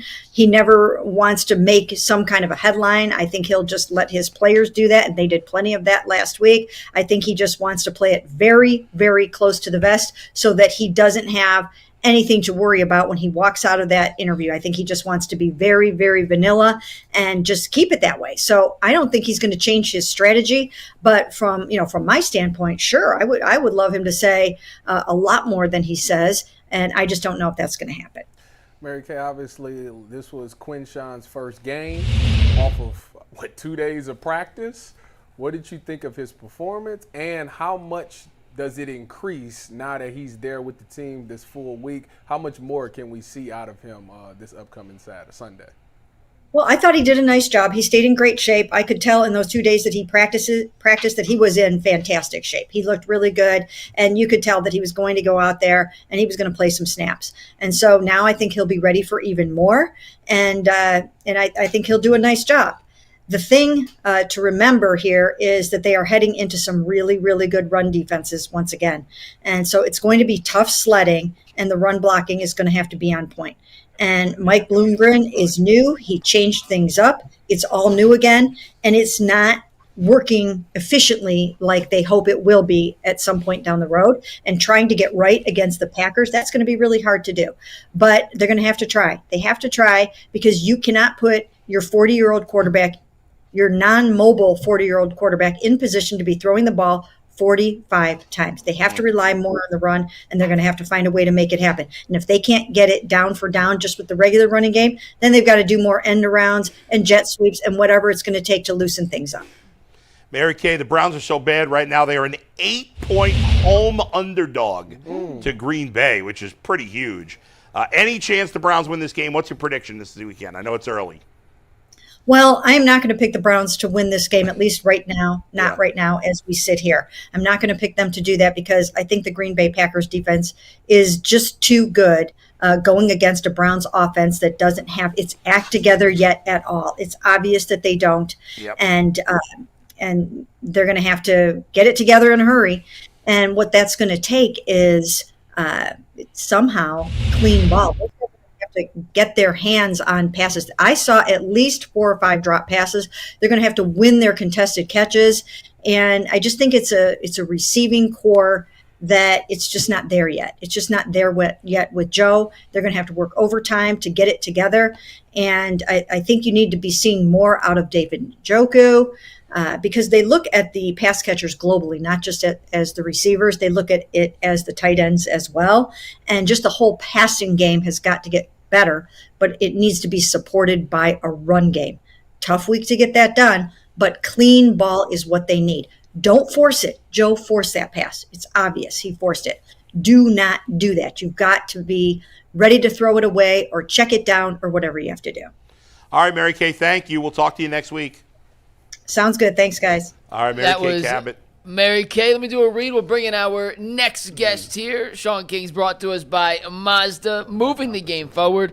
For those who believe it's not just about playing the game, it's about redefining it, because these moments do more than win. They push what's possible, reminding us to go that extra yard, shift into that extra gear, and keep the game moving forward. When you follow what moves you, the unexpected is only the beginning, and just like there's more to every highlight, there's more to every Mazda. Mazda, move and be moved.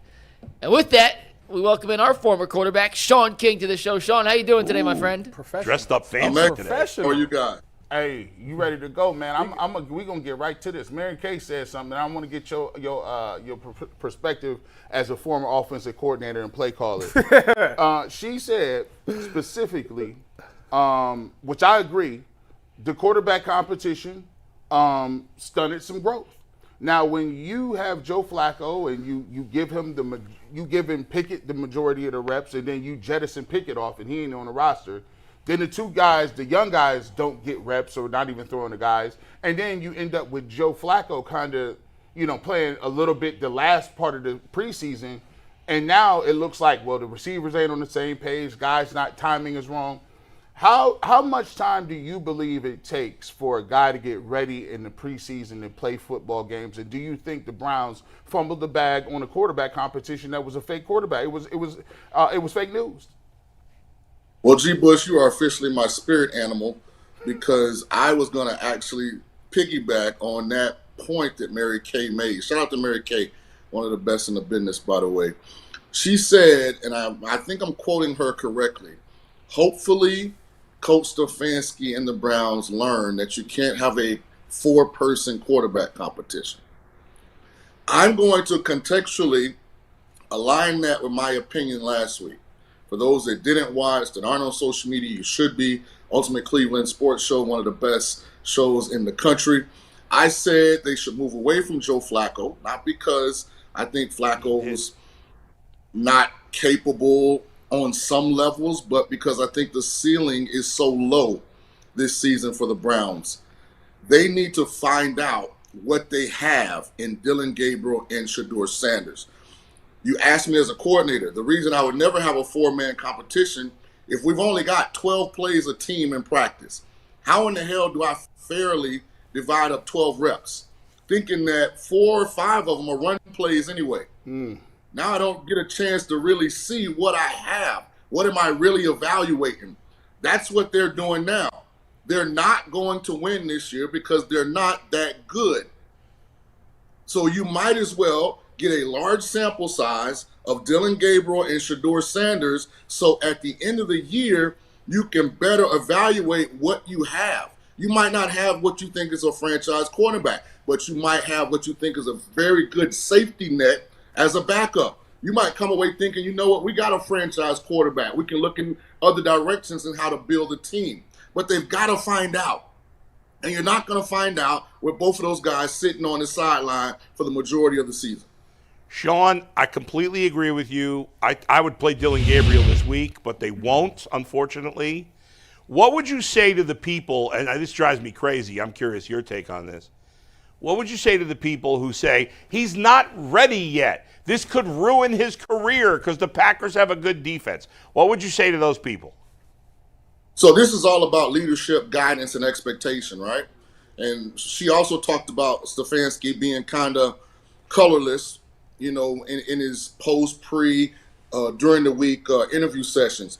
This is where I think he has to come out and be the leader of the organization and say, we're not giving up on the season, but we have two talented young quarterbacks that we want to get experience. We want to find out what they're capable of handling from a success standpoint, from a failure standpoint. We're not as worried about how they're playing versus Green Bay and Detroit the next 2 weeks. We want to see are they playing better as we get into December with Chicago and Buffalo.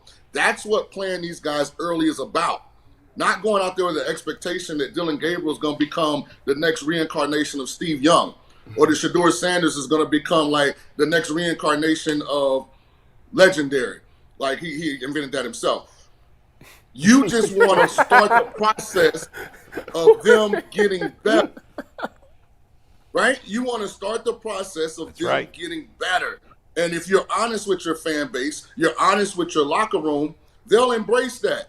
Right. Listen, we got to rally around these guys. One of these guys could be the future of this organization, but they've got to play them to find out. You're not going to find out them standing on the sideline. And as long as they're standing on the sideline, what could possibly happen outside of Joe Flacco getting injured that would make you transition from they're not ready now to they are ready in 4 weeks? Dang, that was Damn clip right. that. Damn right.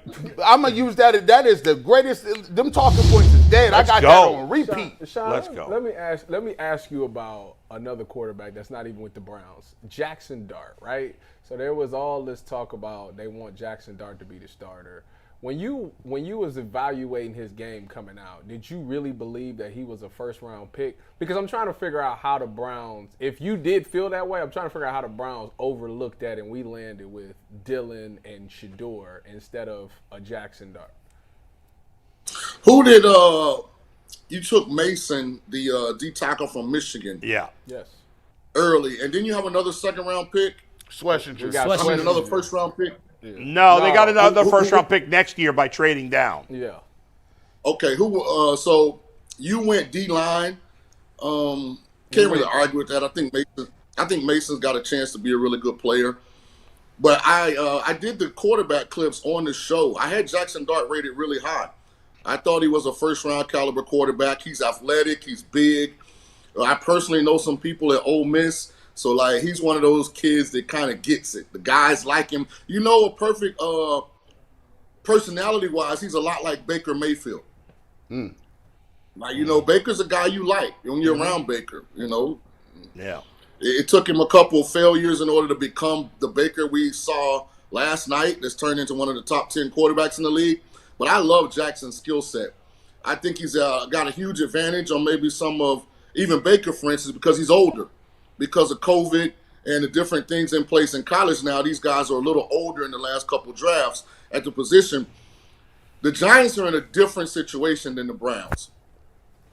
The Giants think with adequate quarterback play that they're a division title contender, potential, if not win the division, wild card caliber team. Now, whether or not that's accurate or not, that's internally what they believe. So they think Russell Wilson can manage the situations enough to put them in that position. So I understand why they would start Russ over Jackson Dart.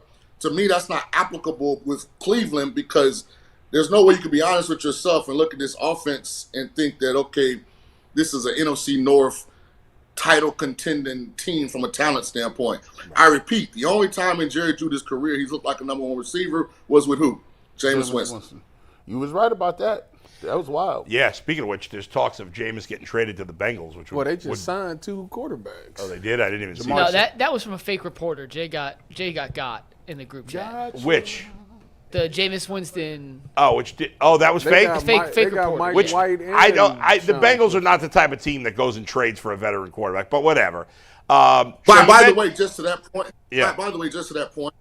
Of course, he's not Joe Burrow, but in defense of Browning, he's actually played pretty darn good. He's fine. In I'd the stick with him. situations where he's had to replace Burrow, I'll be honest, he's actually played pretty good. Yeah, he played. He threw 2 picks, but I went back. I watched the second half of that game. I thought he played pretty well. He rallied them back. They were down the whole game. But Sean, I want to talk about Baker for a minute because you just mentioned Baker, and I was someone who was very hard on Baker when he was here. I was frustrated by him. I didn't like. What's that? You miss him? Well, I thought that I miss him. I got to give the guy his due respect. You said he's a top 10 quarterback. You're right. I mean, there's really no debating that. I thought he was immature here. And on the field, my biggest concern is he threw way too many interceptions. Early in his career, he was terrible at turning over the ball. And in the last year and change, he's kind of gotten over that. He's gotten much better at it. And he seems way more mature. My question is, did he need to have that failure the last year here and that disastrous season where he was in Carolina and this team and that team? Did he need that to become this player, or could it have happened here? Baker's success is about opportunity, meaning real self-evaluation. Whether or not he would have got to the real self-evaluation part as a Cleveland Brown, I don't know. I would be guessing, but it's why I'm so hard on Shador. It's why I'm so hard on Caleb Williams, because they may not get the opportunities Baker got. There are a lot of first-round picks that don't succeed initially, that never get the chance to go to Carolina as a starting quarterback, and then end up, I think he started a game with, was it the Rams? Rams, yeah. And then get a whole nother opportunity to go to Tampa without even really being in a competition. Like, that's not guaranteed. Yeah. So, like, that's why I'm so, vocal publicly about Caleb and Shador doing the self-evaluation part right now, so that when you get the opportunity for Shador, and as you have the opportunity for Caleb, you go ahead and take advantage of it now. So what Baker's been able to do is tremendous. I mean, he plays with such a confidence and a flair that it's contagious. People don't know the Bucs were down like 3 starting no linemen last night. And Baker just stayed back there, made play after play. The protection wasn't perfect, but guess what? His energy was. And they kept grinding, they kept pounding the rock, and they found a way to win a tough game on the road. Sean, you just talked about Baker overcoming the offensive line. This past week, since this game, the offensive line has been the topic of conversation. Yeah. Is it really that bad when you watch it, or do you think that the quarterback, Joe, just not getting the ball out in a timely manner? Or is the play call bad? Which one is it? What do you think? First of all, shout out to the jersey. Jordan's the GOAT for sure. I want to say this, and I want to be very clear. But put me on the 2 box so I can see the entire panel, please. Here we go. I want to be very clear when I say this. Bad offensive line play is the biggest crutch in the entire National Football League for below average quarterback play. There's not one offensive line in the National Football League right now that gives their quarterback all day to throw the ball on a consistent basis. It doesn't happen. Look at how good Matthew Stafford is, and his offensive line is, boy, they average as average can be right now. But he beats you with timing, quick release, getting the ball out. The Baltimore Ravens offensive line isn't great. Lamar beats you with athleticism. The Buffalo Bills offensive line isn't great. Josh Allen beats you with a combination of both. You've got to figure out how to manufacture your pass game when you know you're outbodied up front. The defensive linemen are so good in the National Football League. There is no good offensive line. Like, I challenge you right now. Give me one quarterback who just sits back there all day with no worries. Don't happen. I can't think off the top of my head. Can't think of any. You gonna get some pressure. Tom Brady did it. I'm gonna ask you this too. Well, since we piggybacking that, I see the all 22, and I'm gonna just be clear. I hate our offense. I hate the concept. I don't like it. I don't like it. I just see a bunch of sit down routes. Look, let's I don't see I don't see no combinations where you'd be like, oh my goodness, you see how he dialed that one up? He isolated this dude and had him running across motion, and he came back and I just see regular drive concepts, just dagger, stick. I don't know what they're running offensively, and it seemed like the offensive line, there's times where they're supposed to double team and get to the backside linebacker, and they just leave the linebacker. I'm like, you didn't even get the backside. I don't know. I'm confused. Do you like it? I don't know. If you were a defensive coordinator, would you see the Cleveland Browns offense and say that aspect of what they do really threaten us? So let me answer it like this. To me, the great play callers in the National Football League are able to pivot from year to year because your personnel is always evolving. Like what might have been a strength at one point may not be a strength now. I don't think Stefanski's ever pivoted from prime Nick Chubb, where they had all the investment on the offensive line, draft capital and contractually. And they could just line up and bludgeon people and run Nick Chubb and still be successful offensively. He hadn't really pivoted from that. And I think a lot of it's personnel. And I don't mean to take a shot, at the offensive personnel for Cleveland, but where would you rank their group of pass catchers in the league? I mean, they're probably bottom 5 or 6. Last. So, I mean, you look at these plays around the league, and I heard the conversation about motion, but that was Zay Flowers in motion. Zay Flowers, if you give him any kind of advantage from a depth, angle, or positioning standpoint, he's going to route you up. Like, I haven't seen Mr. Tillman route anybody up. At all. I haven't seen Jude route anybody up. I haven't seen Njoku become an efficient route runner. If we're being 100, they got multiple problems right now, which is why I don't know why they're wasting the opportunity to find out what they have with Dylan Gabriel and Shedeur Sanders, because they're not going anywhere at all with Joe Flacco. And it's not a knock on Flacco, it's just where the organization is. Button up Sean King is different. Yeah. Button up Sean King is different, especially with the top button. It's crazy. It's real concise. Hey, Sean, last thing, Sean, the rookies, Quinshon Judkins and Harold Fannin, especially the offensive rookies, and even Dylan Sampson. What have you seen? I know Judkins only played one game, but what do you think of these guys so far? Fannin is a kid that I thought had an opportunity to become in the league and have immediate success.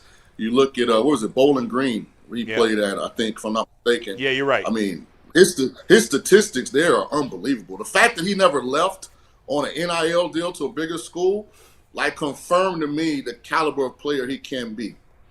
To be loyal to that program like that, with those numbers, I mean, that's pretty rare in 2025. Quinshon Judkins, he's going to get better and better as he gets his legs under him, as he gets familiar with the contact.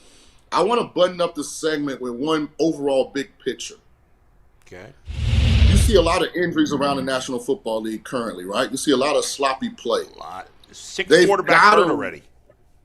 They've got to reevaluate the preseason. Huh. In the old way it was, the starters played the first series of the first game. The starters played the first half of the second game. The starters played the first half and the first series of the third quarter in the third game. And then when game 1 came, you were physically and mentally prepared to go out and play 4 quarters. I just don't see a lot of teams that look prepared to go out and play 4 quarters. The tackling on defense is at an all-time worst. There might be 2 teams right now that I have confidence can get a guy on the ground in the open field, unless you have the level of athletes that Cleveland has at the skill spots, and then it's not as difficult. But for these teams that have these elite in-space guys, it's hard to make tackles right now. Yeah. You see a lot of these guys getting injured because they haven't worked their body up to be ready for the physicality. Sean, great stuff as always, man. You're on a roll today. We appreciate it. Good stuff.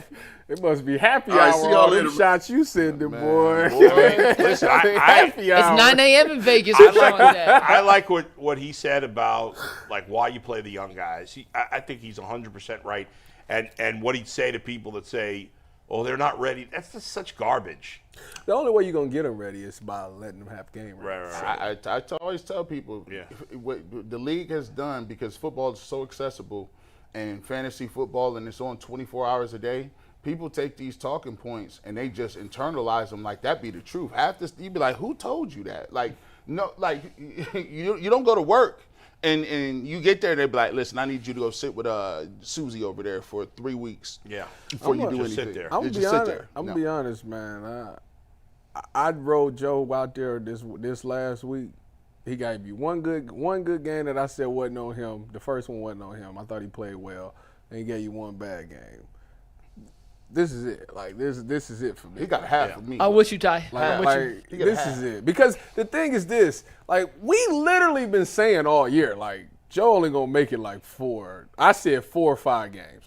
I said the Vikings game, the switch should be made, and it should be what it is. So it's not like this is shocking that he fell off the cliff. He fell off the cliff early.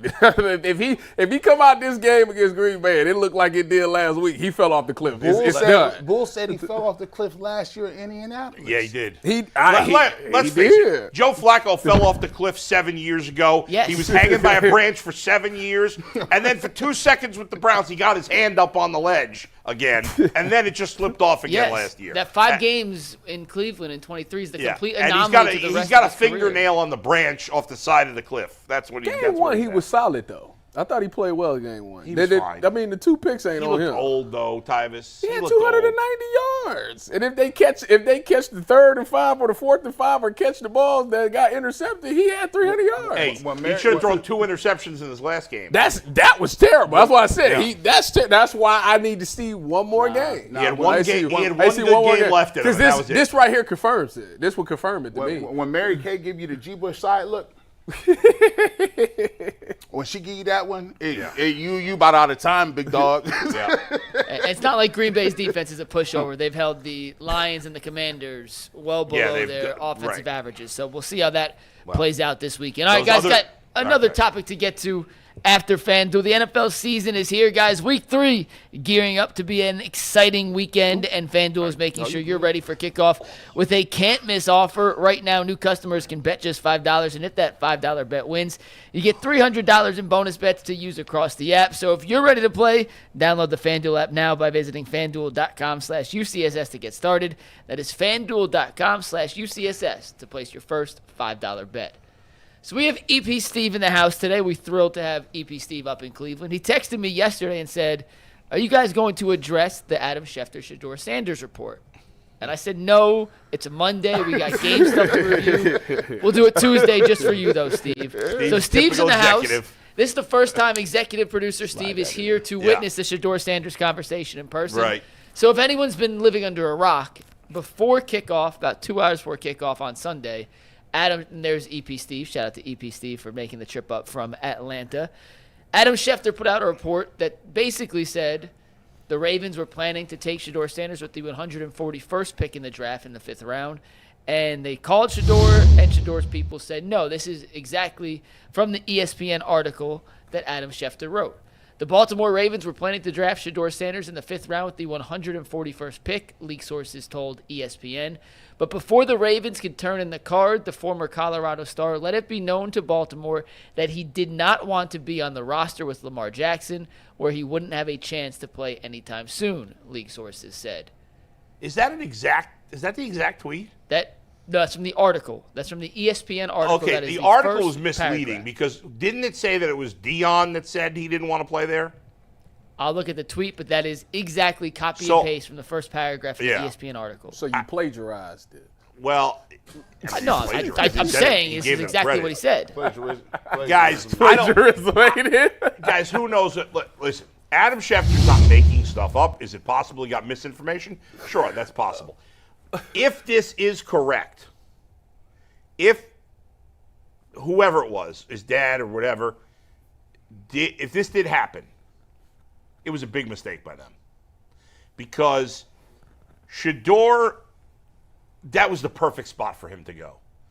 Because it's a great organization. They are good at developing talent, as good as any team in the league. And all this craziness about him playing, which I think, in a way, I just don't know that any of this all this craziness is good for him. I don't know. There would have been none of that. The Ravens would have been one of the 3 or 4 teams in the league where you would have had none of that.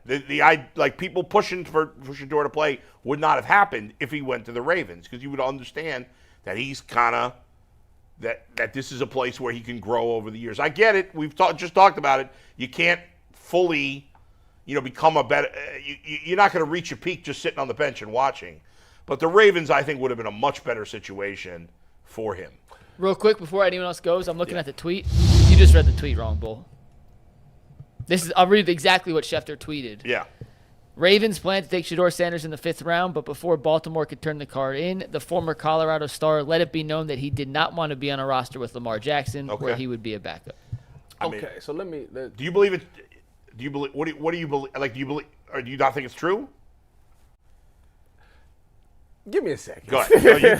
No, you go. Give me a second. I'll answer that question.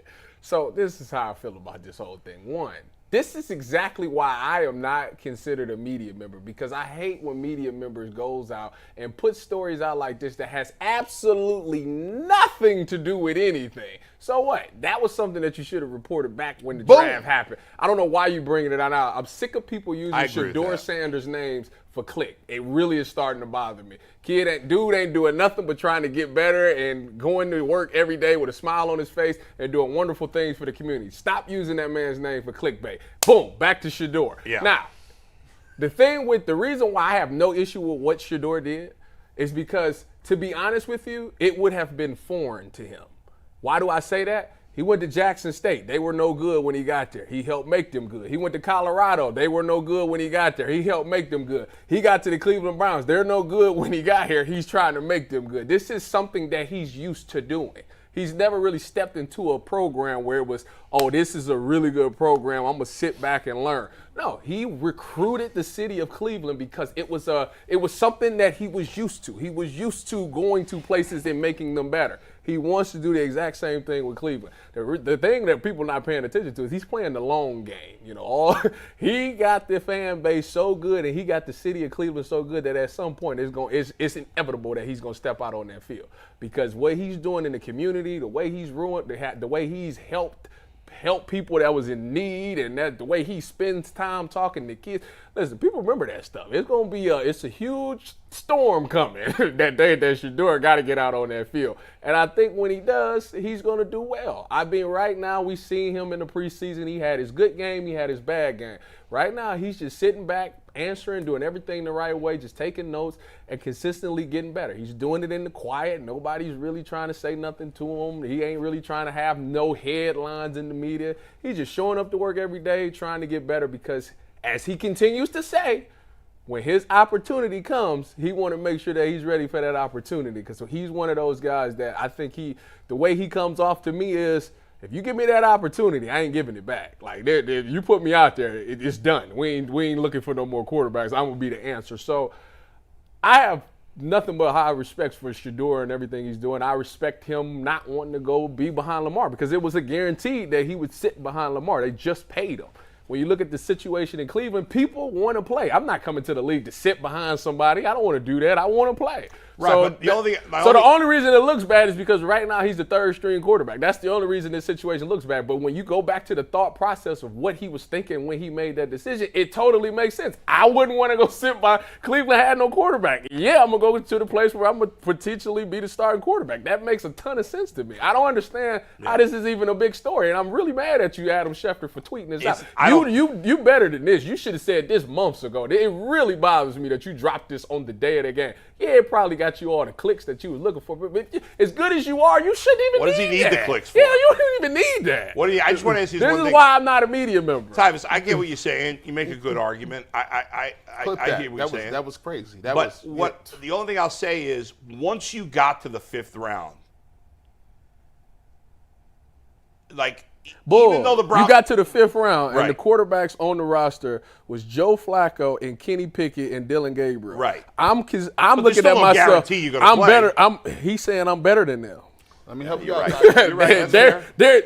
Look, with the Baltimore Ravens, it's a guarantee. If number 8 is healthy, he's That's going fair. out there. You're right. You're right. We'll help you out a little bit. Tyvis, when you was undrafted or you go undrafted. Oh, I looked at the rosters. Your agent, do what? Look at my rosters. At some point, you would rather, if you're going to get picked in the 7th round, don't take me in the 7th round. I'd rather be a free agent. I'd rather pick where I'm going. Because I can pick my hear you. squad. Pick where I'm going. So, and here's the thing, like, people try to act like this is the problem that I got a problem with, man. People will use quarterback, just different scenarios in which they take characteristics that they like. They like people that's competitors, that are fiery. But then when you say, I want to play over here because I feel like I could go change the game or I feel like I could play, now that's a bad trait. The reality of the situation is, first of all, let's go to the heart of the story. No, I don't believe it. Second of all, they said he had headphones in the meetings. He was in there coaching the coaches. He was doing all this stuff. All of these things came out about him, and it was all negative base, right? And let me just get this straight so we can set the page here. The only person who has ever came out and said that I will not play for you, do not draft me, Eli Manning. are the Mannings. No, not just the man. I got another John one. John Elway. Elway and the Mannings. But the Mannings are looked at as the royalty. They can do anything they want. They can say anything they are the That's fair. only people to ever do that. But they use that and say, oh, hold on though, but Deion gonna do it. If it was so bad, why don't you say Eli did it? You're not gonna say that because you know what the game is. They use these little paintbrush and strokes to say it. All I didn't see him do is come here and go to the projects and pull up and do something good for people. All of the talk about he gonna tell this and that, he didn't even fight for his own number, right? They said, you gonna wear 2? He said, no, I'll wear another number. Hey, when he goes up, they say, yo, yesterday, oh, he had a backwards hat on. He went up to the kicker and said, hey, man, it'll be better, man. I know how it is, right? But you talk about this man's backwards hat and glasses. The reality of the situation is Tyvis hit the nail on the head. The Shador fan base is a stimulus package. They know that if you're getting a certain amount of views, they add 20, 30% to it. These articles, including Diana Rossini's article, I forgot about that last week. It got to be weird before he plays. No, it doesn't. It don't have to be weird. It just has to be the Cleveland Browns are terrible, and he's going to get an opportunity to play. But here's the thing.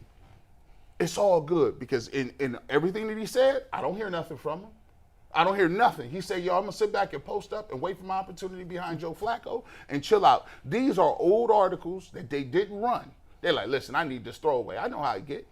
Hey, if you're a host, Bull, come on, Bull. If they called you right now for CBS, National, today, you got a whole bullpen roster, something in the clip ready to go.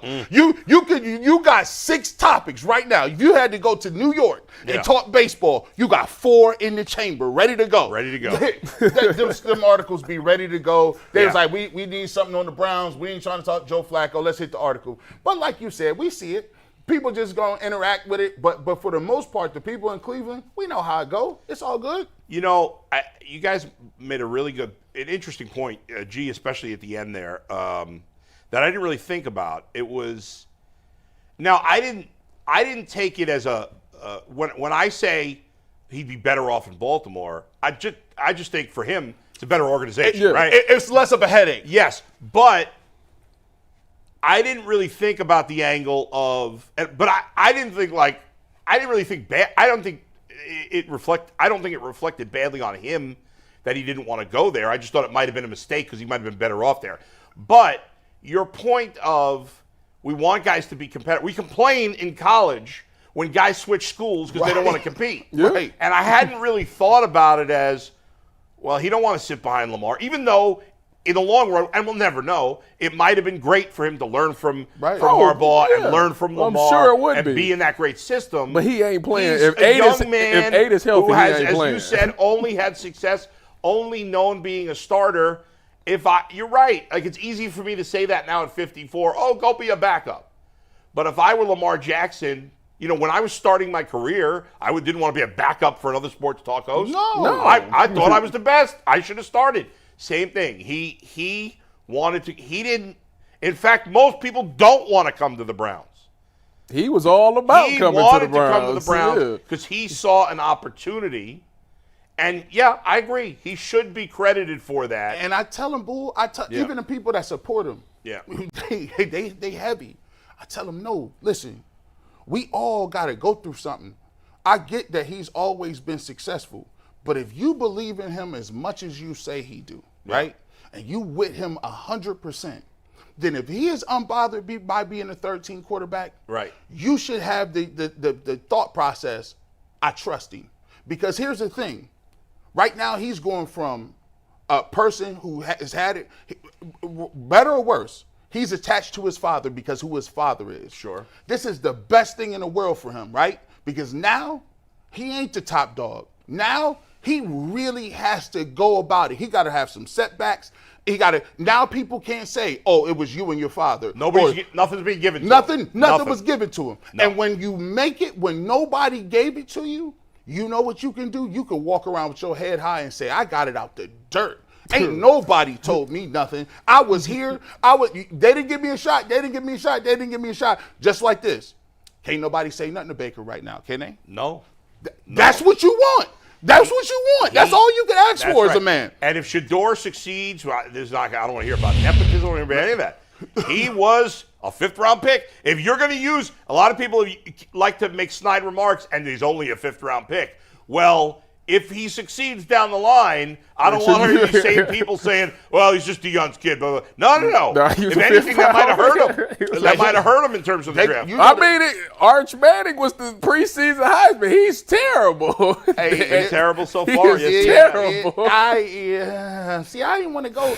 Our quarterback is in 26. You got to say with your shoulders, Tyvis, and bankhead bounce. Our quarterback's in 26. Have you seen any quarterback yet? It's early. Terrible. It's early. Nasty Cade work. is terrible. I've never been a fan of Drew. Nussmeier looked nasty. He's straight. What about the Sellers guy? He got hurt. Oh, he got hurt? My favorite so far is Mendoza at Indiana. Mario Mendoza, the former They Mariners go, shortstop. if the They've Browns played take a nobody. quarterback, they gonna take Sellers. I'm telling you, watch. They gonna take Sellers. Then there's my tears. Listen, it's real. What I tell you, your savior. This is why I'll always get mad with Kevin Stefanski. Your savior is not coming in on a white horse to save you. You got to coach your way out of it. You know what I mean? Like you thought, and then Sean says it. Well, now that you wake up, you look around. It's funny how you get old real quick. Receiver looking nasty. Offensive line is nasty. You think you're going to pony up 7 picks? That's the story next year. 7 picks to pony up to get a quarterback, and who he throwing to? Tyvis, who are they throwing to? Forget all that. Who's We got blocking? a dude we drafted in the 3rd round that's a healthy scratch 2 weeks in a row. Nobody talking about this. But yet you're gonna tell me that all four of your offensive linemen is going. So this guy who's a healthy scratch is gonna be your starting guard next year. He can't even be in the rotation. Is there a single player on this team that is a sure thing to start on the offensive line? No. This year? No. No. Luke Not one. Whippler.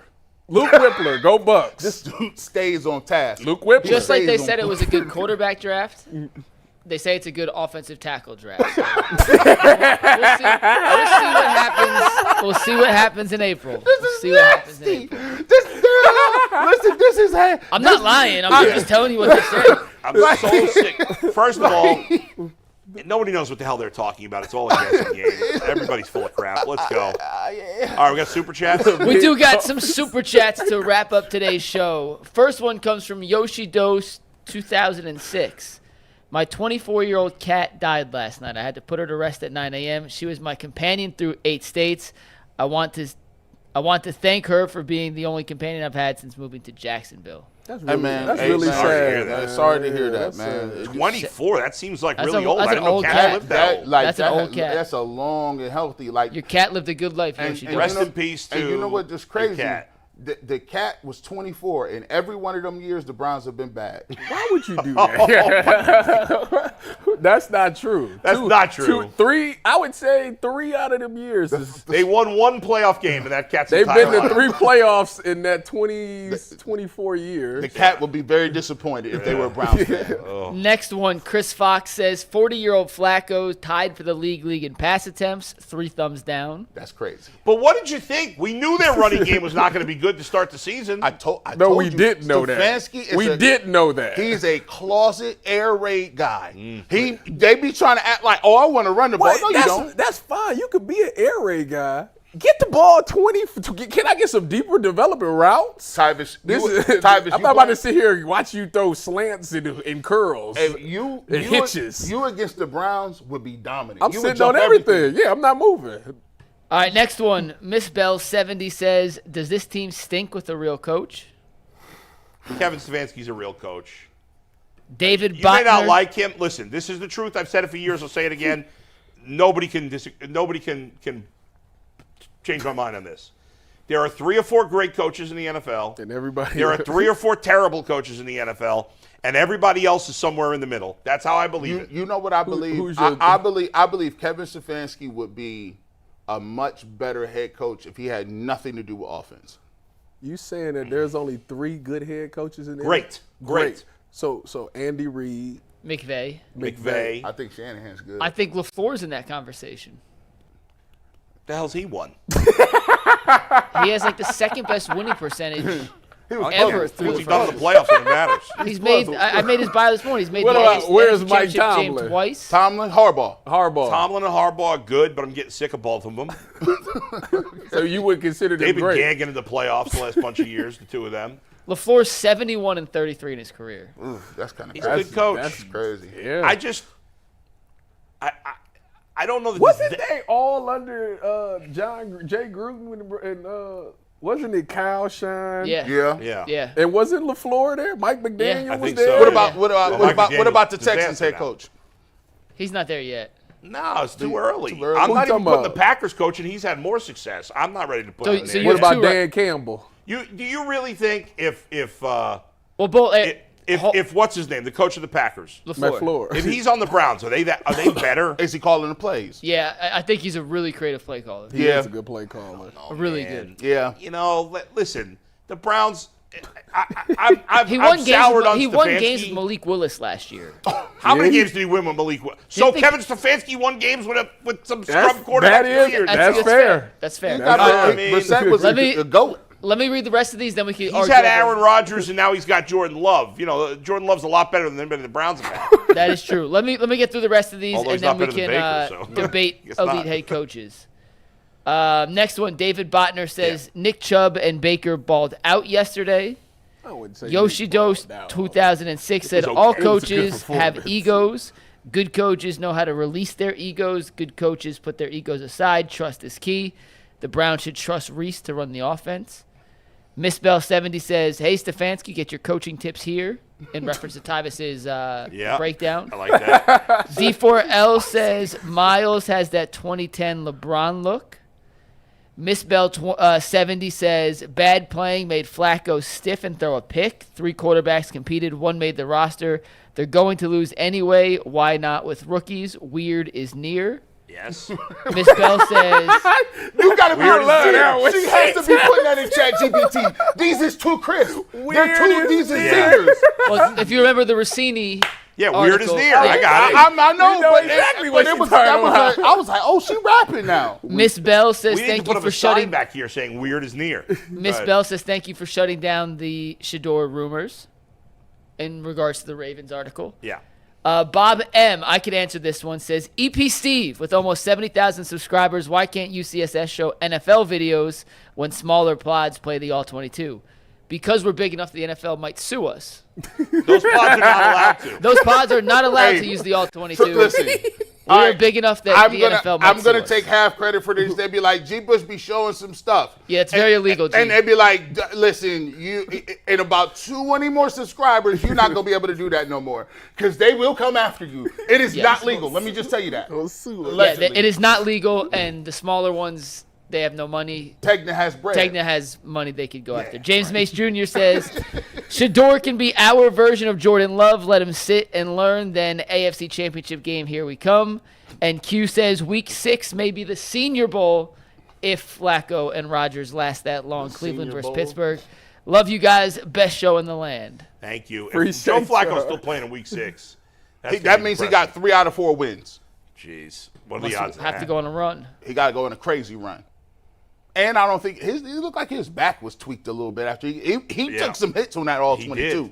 did. He ran like 4 yards and looked like he was huffing and puffing. So No overtime, or what are we no, doing? we got to do overtime. We'll do overtime. See you right. guys in 3 minutes on right, the Ultimate see ya. Cleveland Sports Show. Peace. Peace.